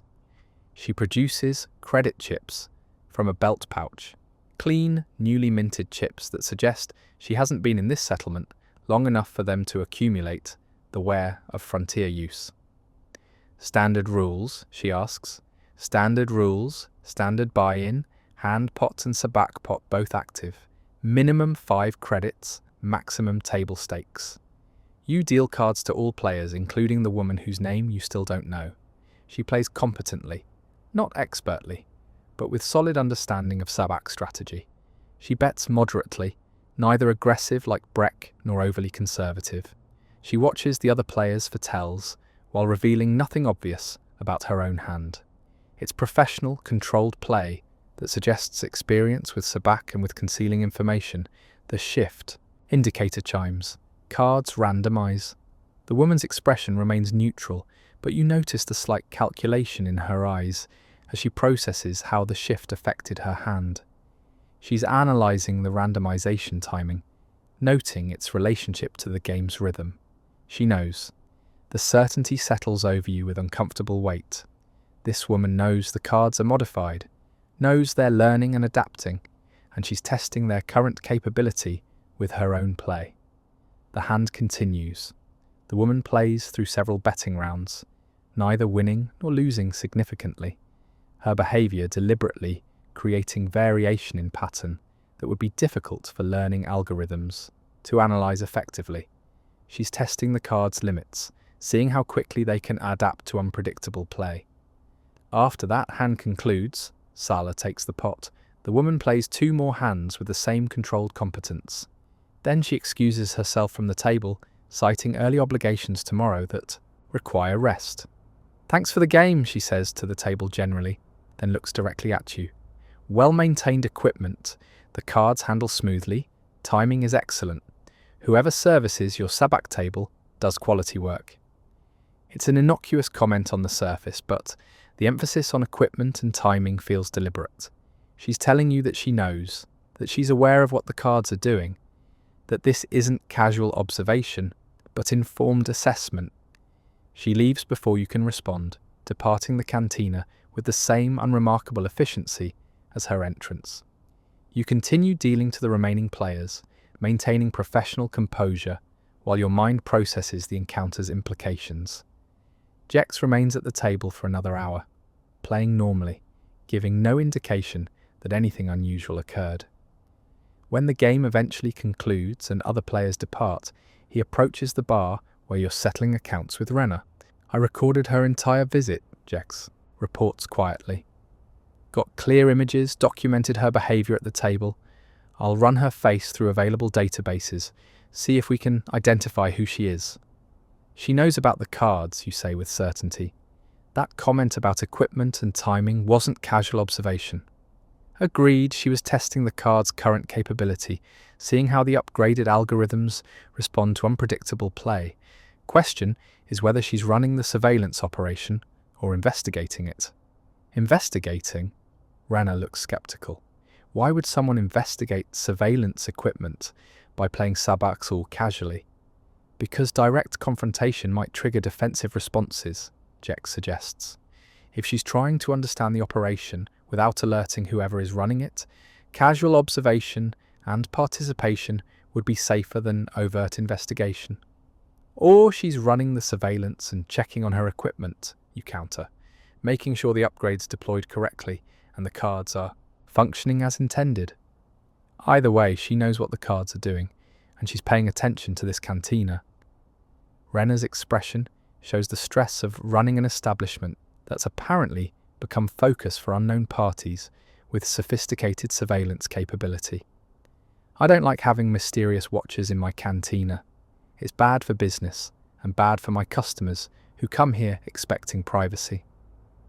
The 3 of you discuss the evening's events, analysing the woman's behaviour for clues about her intentions and affiliations.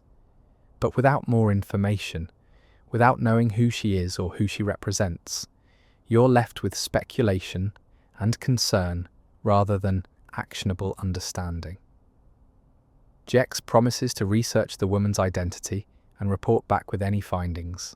Renna promises to alert settlement security about suspicious visitors, though she acknowledges that woman who watched Sabacc games isn't exactly a compelling security concern. You promise to document any further unusual activity around the table, but the situation has clearly escalated. The surveillance isn't passive observation anymore. Active participants are now involved, people who know about the cards and are either running or investigating the operation. The comfortable equilibrium of dealing cards, while aware of surveillance, has shifted into something more dynamic and potentially more dangerous. You walk back to your quarters through night-quiet streets, mind processing the evening's developments. The woman's face is clear in your memory. Unremarkable features that you'll now recognize anywhere. Neutral expression that revealed nothing about her actual thoughts or intentions. She'll be back. You're certain of that. People don't test surveillance equipment once and then disappear. They monitor ongoing performance, verify that systems are functioning as intended. She'll return to continue her observation, or testing, or investigation, whatever her actual purpose is. And when she does, you'll be watching, documenting, trying to understand what this surveillance operation is building toward, and who gets hurt when it reaches whatever conclusion it's designed to produce. The cards continue learning, the algorithms continue adapting, and now additional players have entered the game. Players whose stakes and objectives remain unclear, but whose presence suggests the situation is approaching some kind of resolution. You just hope that resolution doesn't destroy the fragile anonymity that drew most of this settlement's residents to a backwater world in the first place. Jex contacts you the next afternoon with information about the mysterious woman. You meet him at the Cantina during closed hours, Renna joining the conversation in her office where privacy is assured. I ran her image through available databases, Jex reports, displaying results on his datapad. She's not in any criminal records, not flagged by Imperial security, no obvious intelligence affiliations, but I found references in several independent freight registries and Port Authority logs.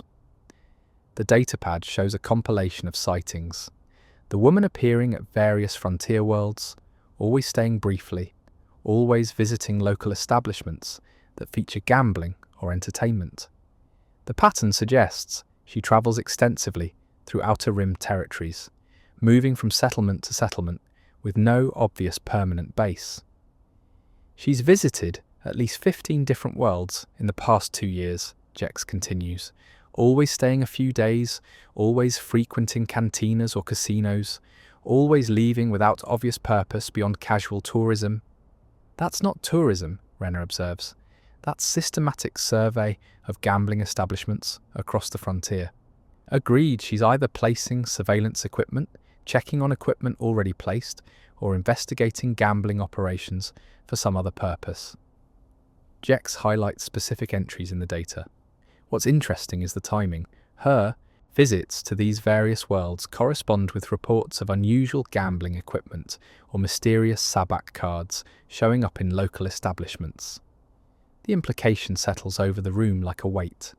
She's distributing the cards, you say, travelling from world to world, placing modified Sabacc equipment in frontier cantinas, creating a network of surveillance across Outer Rim territories. That's the theory suggested by the timing correlation. Though I can't prove causation, it's possible she's just coincidentally visiting worlds where unusual gambling equipment appears. I don't believe in that many coincidences, Renner says flatly. This woman is running a surveillance operation, and our cantina is one node in a larger network, collecting behavioural data across multiple worlds. The scope of the operation is staggering when you consider the implications. Not just one cantina on one backwater world, but potentially dozens or hundreds of establishments across frontier space, all equipped with learning Sabacc cards, all collecting behavioural data on customers who think they're just playing casual games. But why? You ask the question that's been bothering you since first discovering the surveillance. What's the purpose of collecting gambling behaviour data from frontier settlements? What valuable information could possibly justify this level of resource investment? Jex considers the question thoughtfully. Behavioural analysis has multiple applications. Intelligence agencies use it to identify potential assets or threats. Criminal organisations use it to find targets for recruitment or exploitation. Even legitimate businesses use it to analyse market trends and consumer behaviour. But frontier cantina customers aren't typical consumer markets, Renner objects. Most of my customers are people avoiding attention specifically, miners who don't want imperial oversight, cargo haulers operating in legal grey areas, drifters with complicated pasts. They're not attractive targets for legitimate business analysis, which suggests intelligence or criminal applications rather than commercial ones, you conclude. Someone is identifying people on frontier worlds, analysing their behaviour, possibly building profiles for recruitment or exploitation. The implications are troubling for everyone in the settlement. Most residents of backwater worlds are there specifically because they want to avoid exactly this kind of scrutiny. The idea that they've been unknowingly providing behavioural data to some intelligence operation while they thought they were just playing cards is exactly the kind of surveillance they came to frontier space to escape. What do we do with this information? Renner asks. We now know there's a larger operation. We know this woman is involved in distributing surveillance equipment, but we still don't know who's running it or what they plan to do with collected data. We could confront her directly when she returns. You suggest. Tell her we know about the cards, demand information about who's running the operation. That might trigger defensive response, Jex cautions. If she thinks her operation is compromised, she might disappear and we lose any chance of learning more. Or worse, she might escalate to protect the surveillance network. We could destroy the cards and sever this Cantina's connection to the larger operation, which alerts them that one node in their network has been compromised, potentially triggering investigation into how we discovered the surveillance. Every option carries risks, and you're increasingly aware that you're dealing with an operation that has resources, organisation, and reach across multiple worlds.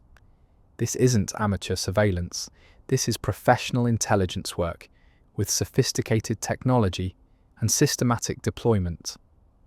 I want those cards out of my cantina, Renner says with finality. I don't care if it alerts whoever is running this operation.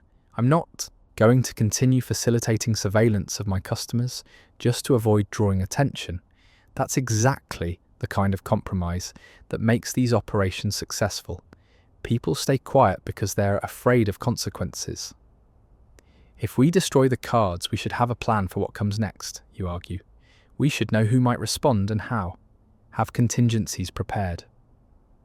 We'll never have perfect information, Renner counters. At some point we have to act based on principles rather than perfect knowledge. My principle is that I don't enable surveillance of people who trust my establishment to provide a space free from exactly this kind of scrutiny. You understand her position and respect it, even as you worry about potential consequences. Renner has maintained this cantina for 15 years by being tough when toughness is required.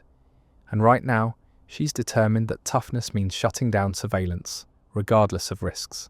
Give me 2 days, you request. Let me document everything we know, compile evidence of the surveillance operation, create a record that can be distributed if something happens to us. That way, if destroying the cards triggers response, at least there's documentation of what we discovered and why we acted. Renner considers this request, weighing her desire for immediate action against the prudence of preparation. 2 days, she agrees, then we destroy the cards and deal with whatever consequences arise. The meeting concludes with that timeline established. Jex will continue monitoring the cards' electronic signatures, documenting their current behaviour for the evidence compilation. Renner will review security for the cantina, preparing for potential hostile response when the surveillance is disrupted. You'll compile all your observational data, creating a comprehensive record of how the surveillance was discovered and what it revealed. 2 days until you destroy sophisticated equipment and potentially draw the attention of an intelligence operation with resources across multiple worlds. 2 days to prepare for consequences you can't fully predict.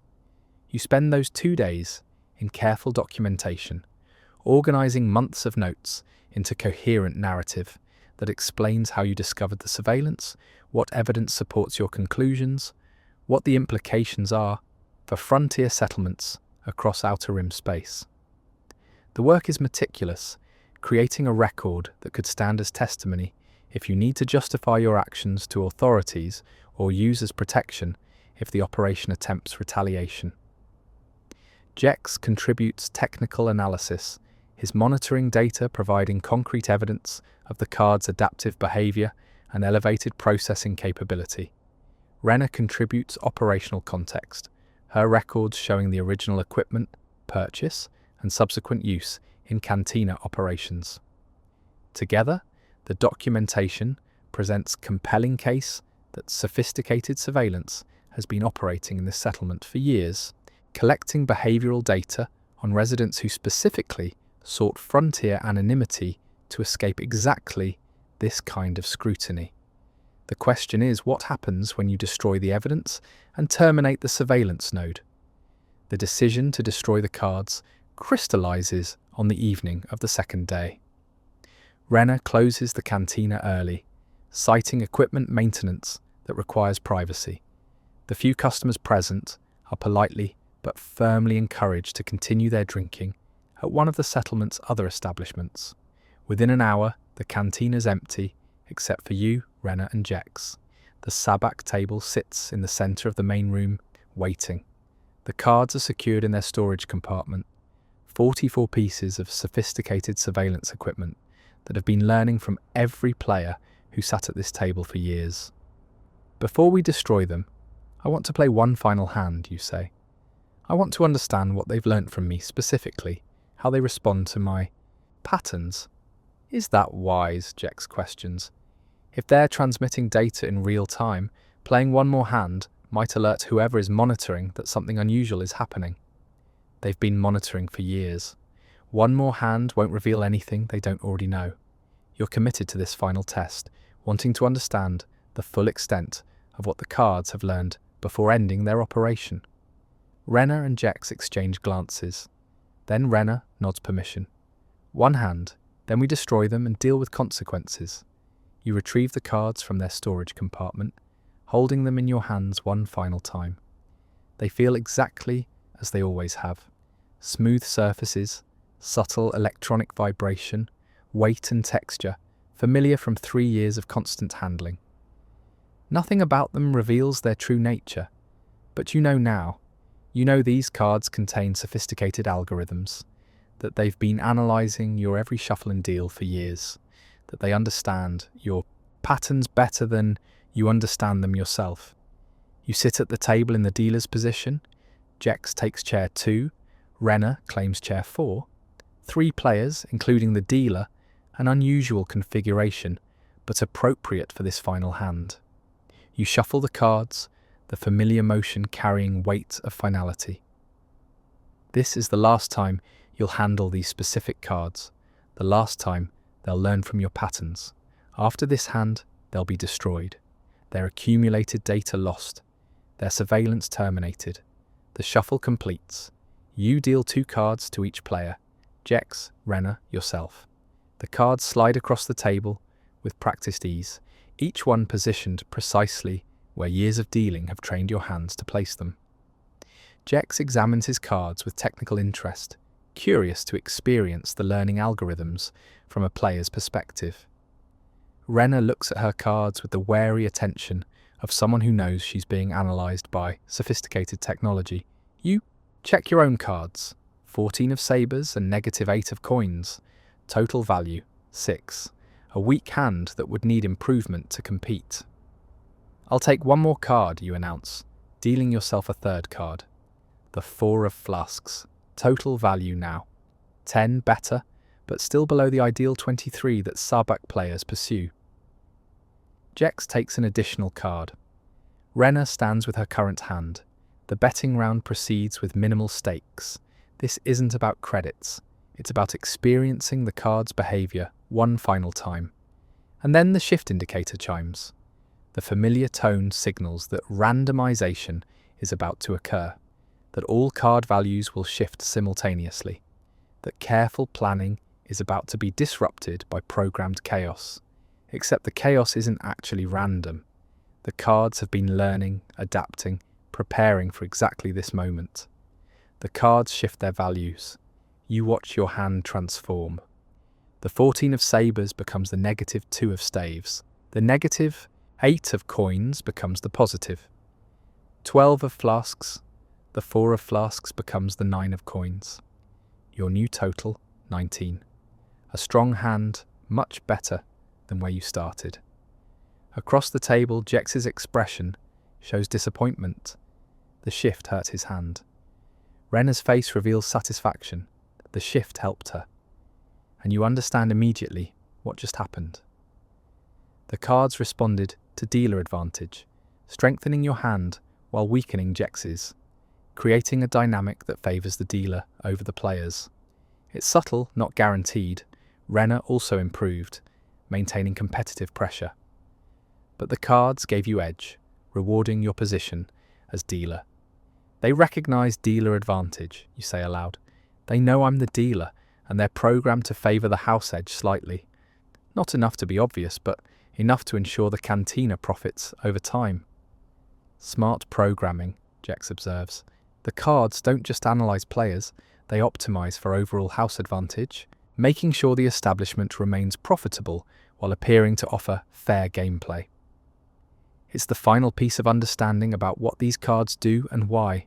They're not just surveillance equipment, they're also subtle profit optimization tools, learning player behaviour and adjusting outcomes to favour the house, while maintaining appearance of random chance.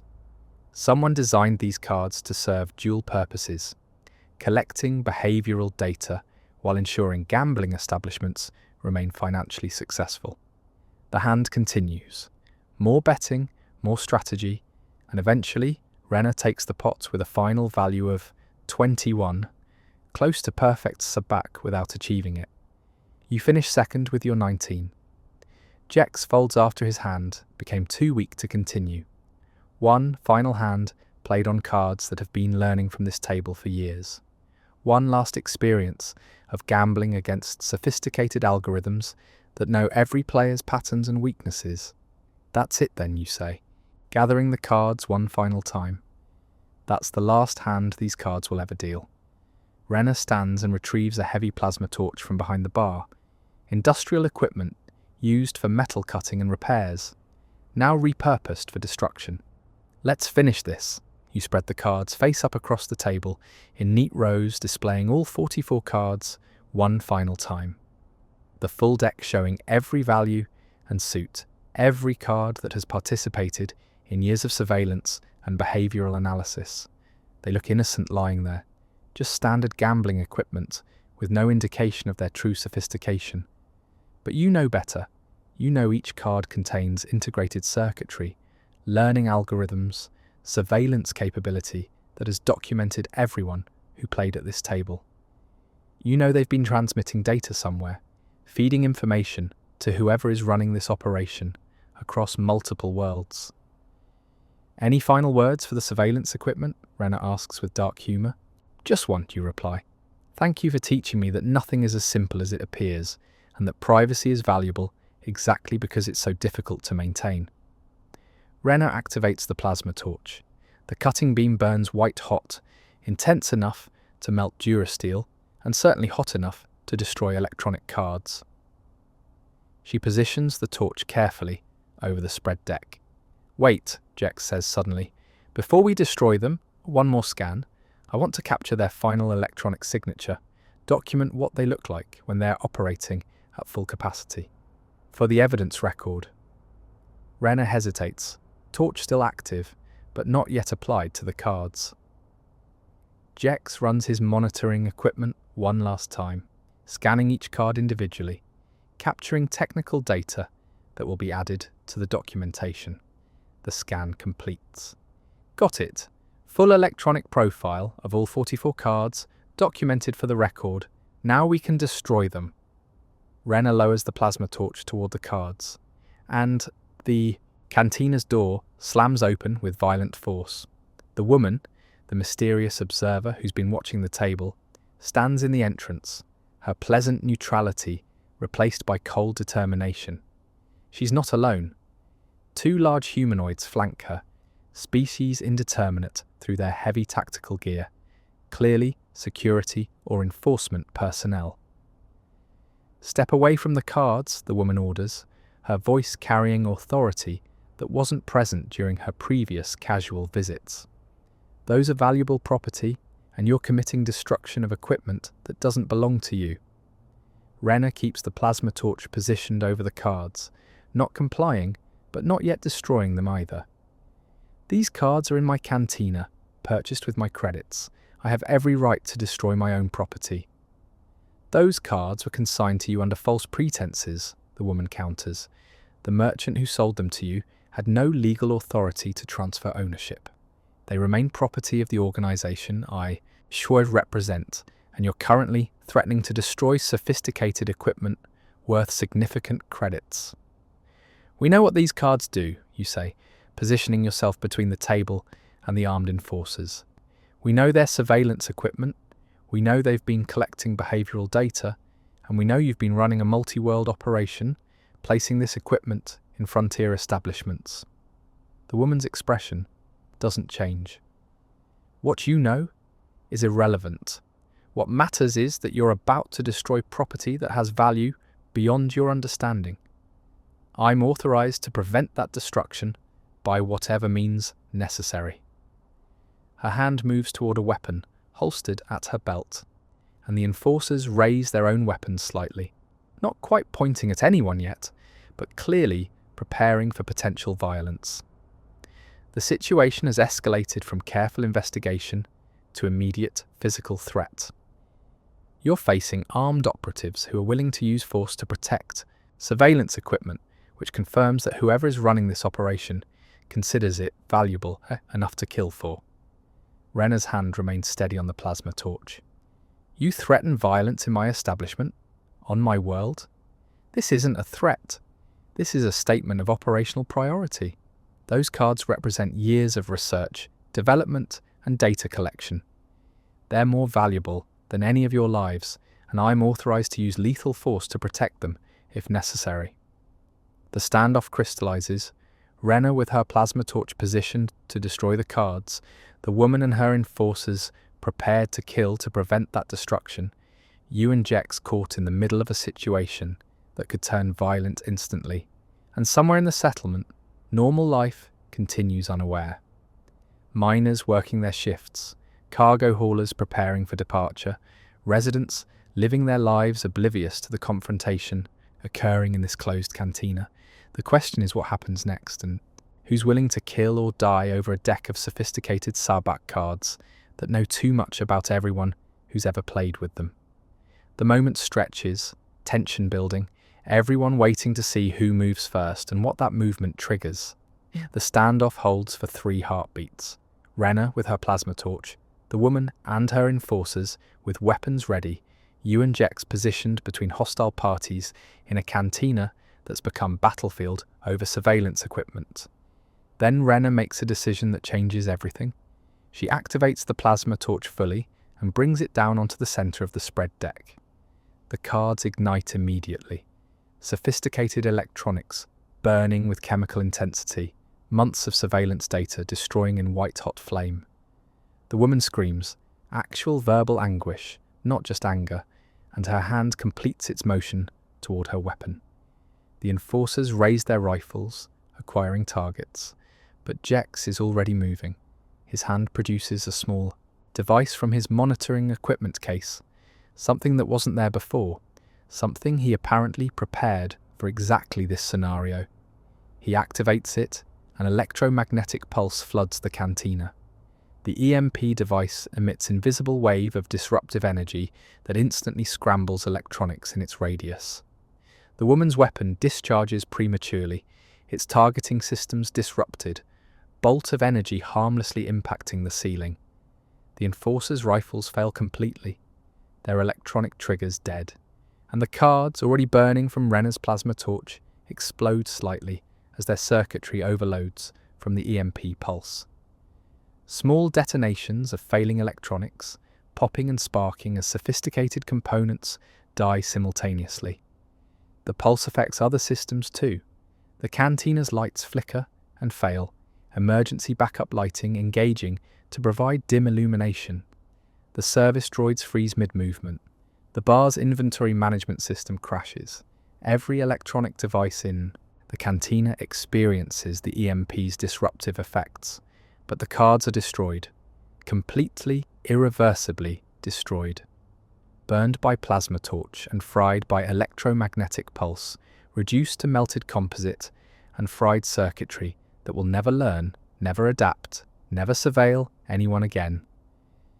The woman stares at the smoking remains of her surveillance equipment, her expression showing grief that seems disproportionate to loss of mere electronics.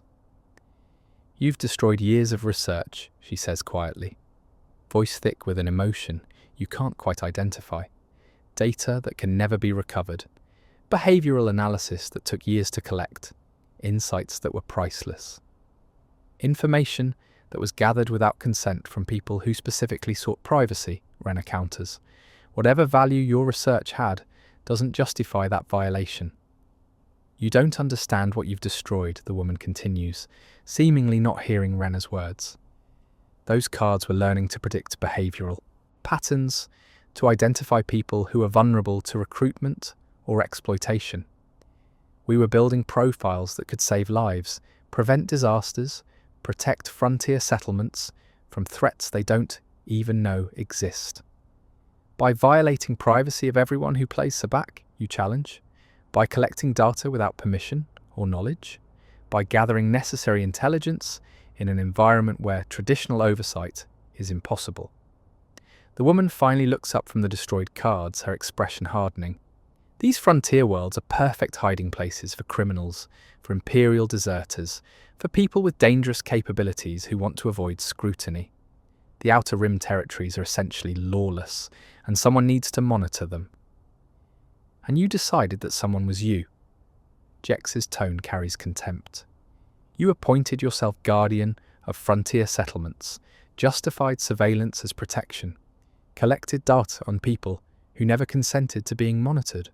Consent is luxury of civilized worlds with functional governments and oversight. Out here, someone has to watch, to gather intelligence, to identify threats before they become critical." The woman gestures to her enforcers, who have abandoned their useless weapons and stand waiting for orders. "You've made a serious mistake destroying that equipment. The organization I represent doesn't tolerate interference with our operations." "Then maybe your organization should operate with consent and transparency rather than covert surveillance," Renner replies. "And maybe you should leave my cantina before I decide that armed invasion deserves more aggressive response than just destroying your equipment." The threat is credible. Renner still holds the plasma torch, and even without functioning weapons, the woman and her enforcers are outnumbered in a settlement where local residents would respond to sound of combat in their cantina. The woman recognizes this calculation and makes her own armored decision. "This isn't over," she says, backing toward the entrance. "You've destroyed one node in a much larger network. There are surveillance operations across dozens of worlds, collecting data on thousands of individuals, building intelligence that serves purposes beyond your understanding. Destroying these specific cards changes nothing about the larger operation. Then we'll contact every cantina on every frontier world we can reach," you counter. "We'll warn them about mysterious Sabacc cards and travelling merchants selling suspicious equipment. We'll distribute information about how to identify surveillance technology and encourage every establishment to check their gambling equipment for modifications. You'll create panic and paranoia, make frontier settlements even more distrustful than they already are. Or we'll help people protect their privacy and make informed choices about what surveillance they accept.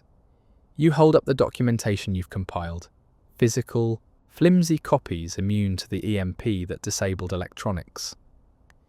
We have evidence of your operation, technical analysis of the surveillance equipment, records of your visits to multiple worlds. If anything happens to us or this settlement, that information gets distributed to every news service and government office in this sector." The woman evaluates this threat, clearly calculating whether eliminating the evidence is worth the risk of triggering its distribution. Eventually, she decides against escalation. "You're making enemies you can't afford to have," she warns. "The organization I represent has resources and reach that frontier settlements can't match. We could make your lives very difficult." "You could try," Renner says calmly, "but we're already on a backwater world at the edge of nowhere, living lives that are already difficult. Your threats don't carry the weight you think they do when we have nothing left to lose." The woman stares at Renner, recognition passing through her expression, recognition that people who've ended up on frontier worlds, running cantinas, and dealing Sabacc, he have often already lost everything that threats could leverage. Eventually, she gestures to her enforcers and heads toward the entrance. "This settlement is now flagged," she says, as parting message. "Your cantina, your residents, everyone who participated in destroying our equipment, you're all documented in our systems. Don't think you've won just because you destroyed one deck of cards." She leaves, her enforcers following, the cantina door sliding closed behind them with finality. Silence settles over the darkened cantina. Renner sets down the plasma torch. Jex deactivates what remains of his EMP device. You stand amid the scattered debris of destroyed cards, the physical evidence of years of surveillance reduced to melted trash. "Well," Jex says eventually, "that could have gone worse." "Could have gone better too," Ren observes. "We've made enemies with some intelligence. Organization. Our cantina's electronics are fried, and we're apparently flagged in systems we can't access or control. But the surveillance is terminated," you add. "At least here, in this specific location. The cards are destroyed, the data collection has stopped, and our customers can play Sabacc without being analysed by learning algorithms. For now," Renner says grimly, "until that woman's organisation decides to retaliate or plant new surveillance equipment or take whatever action they consider appropriate for people who interfere with their operations." The three of you work together to clean up the destroyed cards, sweeping melted circuits and burned composites into waste containers that will be disposed of properly. The cantina's electronics will need repairs. The EMP pulse was indiscriminate in its effects, damaging legitimate equipment along with the woman's weapons. But the surveillance is ended. The cards that have been learning from this table for years are destroyed. Whatever data they collected is lost along with the equipment that gathered it. The question is what happens next, what consequences arise from this confrontation, and whether destroying one node in a larger surveillance network actually accomplishes anything beyond making you all targets. You'll find out eventually. For now, there's cleanup to manage, systems to repair, and the satisfaction of knowing that you identified the surveillance, documented the operation, and terminated it despite threats from armed operatives.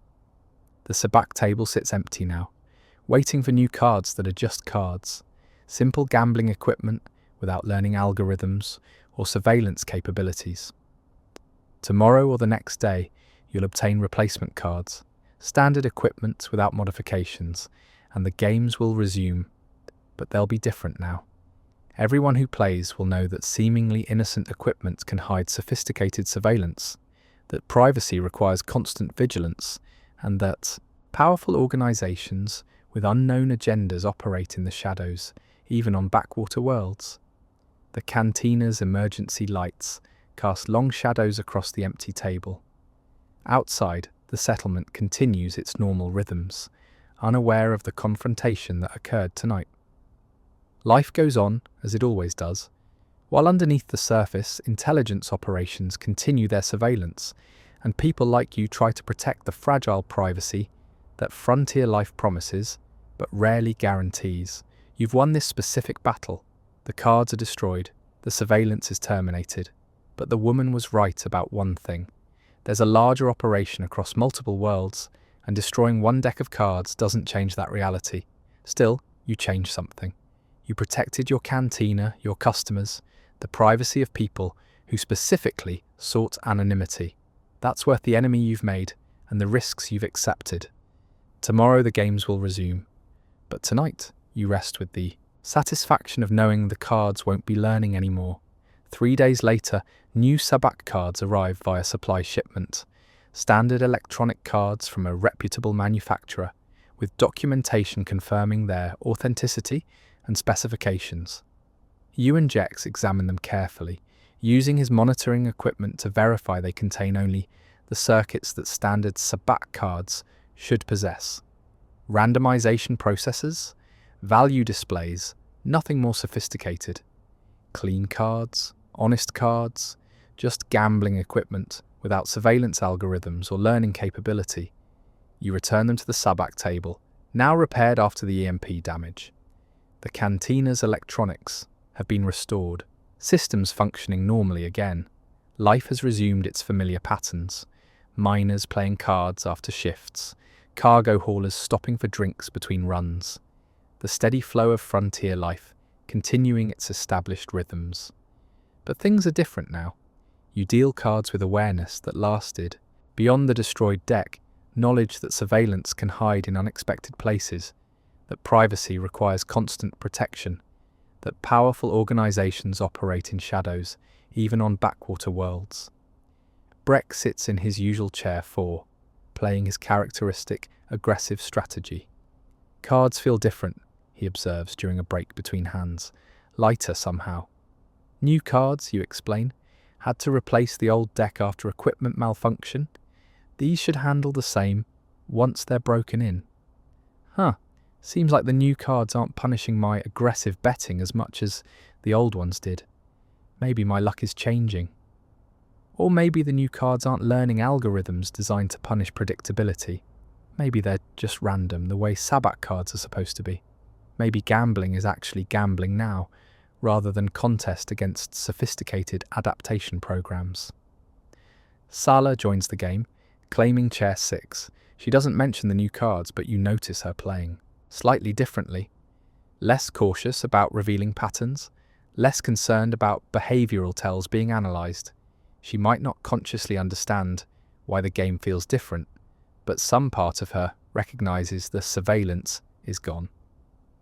Jex plays periodically, maintaining his position as regular customer while occasionally conducting monitoring scans to verify the new cards remain clean.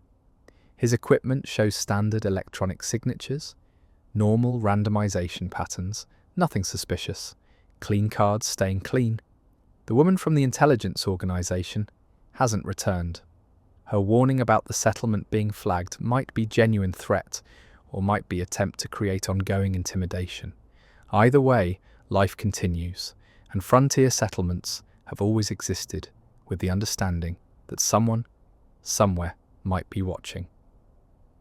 Renna operates the Cantina with slightly heightened security awareness. She's installed better scanning equipment at the entrance, hired additional security personnel for evening shifts, and personally examines any new equipment before it's deployed.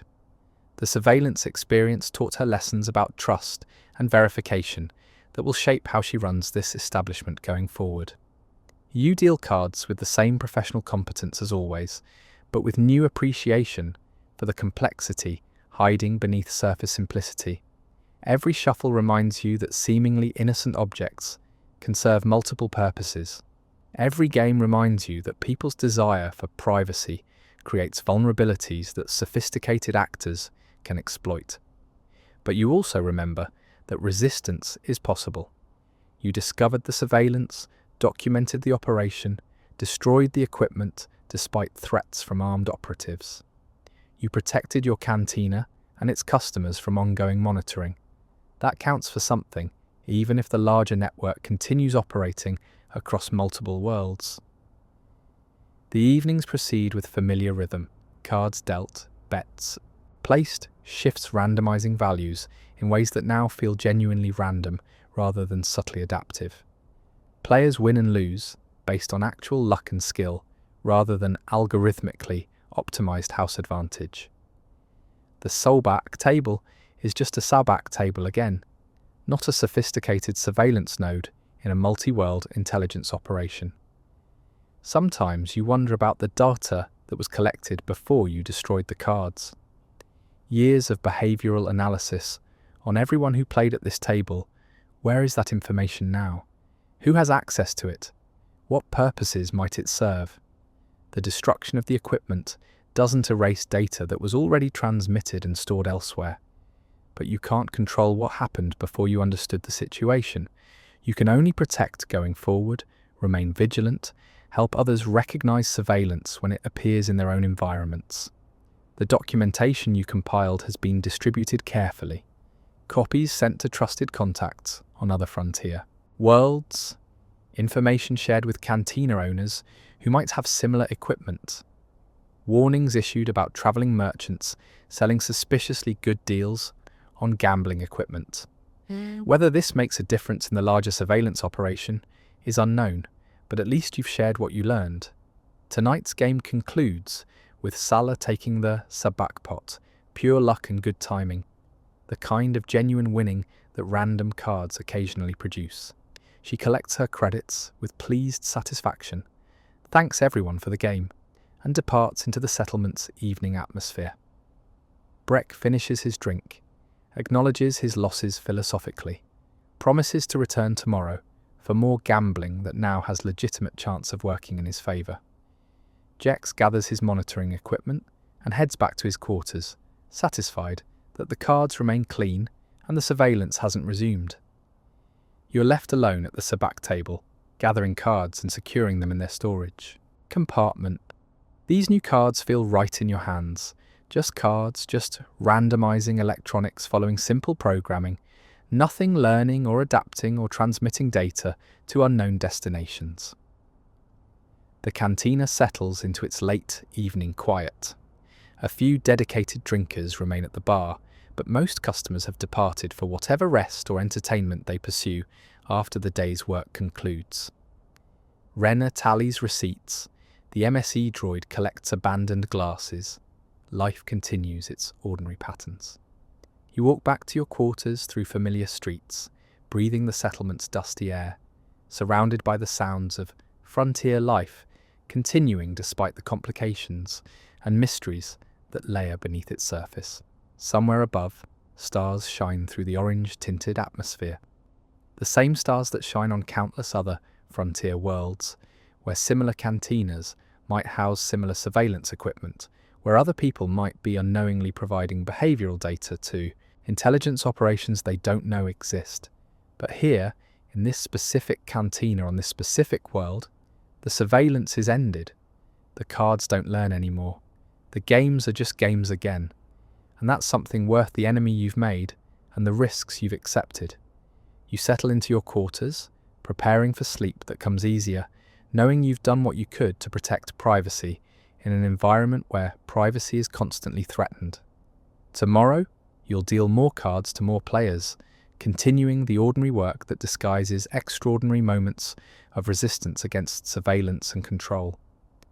The cards were learning, analysing, adapting, playing back the patterns they observed from years of documenting behaviour, but now they're destroyed, their algorithms silenced, their surveillance capabilities terminated by plasma torch and electromagnetic pulse, and people willing to fight for privacy, even on a backwater world where nobody expects their gambling to matter. In a cantina at the edge of everything, the Sabacc table sits empty and waiting for tomorrow's games. The cards are just cards now, and sometimes that's enough. Let the ambient sounds of a settlement winding down for the evening wash over you. Let the rhythm of ordinary life, work, rest, small moments of entertainment and connection carry you gently towards sleep. Let the knowledge that privacy can be protected, even in small ways, even on frontier worlds, provide comfort as your consciousness drifts toward rest. The cards aren't learning anymore. The surveillance is ended, and tomorrow, the ordinary work of living continues, one game at a time, one day at a time, in the quiet corners of the galaxy where people go to be left alone. Sleep well, traveller. The cantina will be here tomorrow, its table ready, its cards honest, its atmosphere providing the refuge that frontier establishments promise to those who need them. May your rest be as peaceful as a settlement that has reclaimed its privacy from those who would surveil without consent. The Sabacc table played back, but that game is over now. Good night.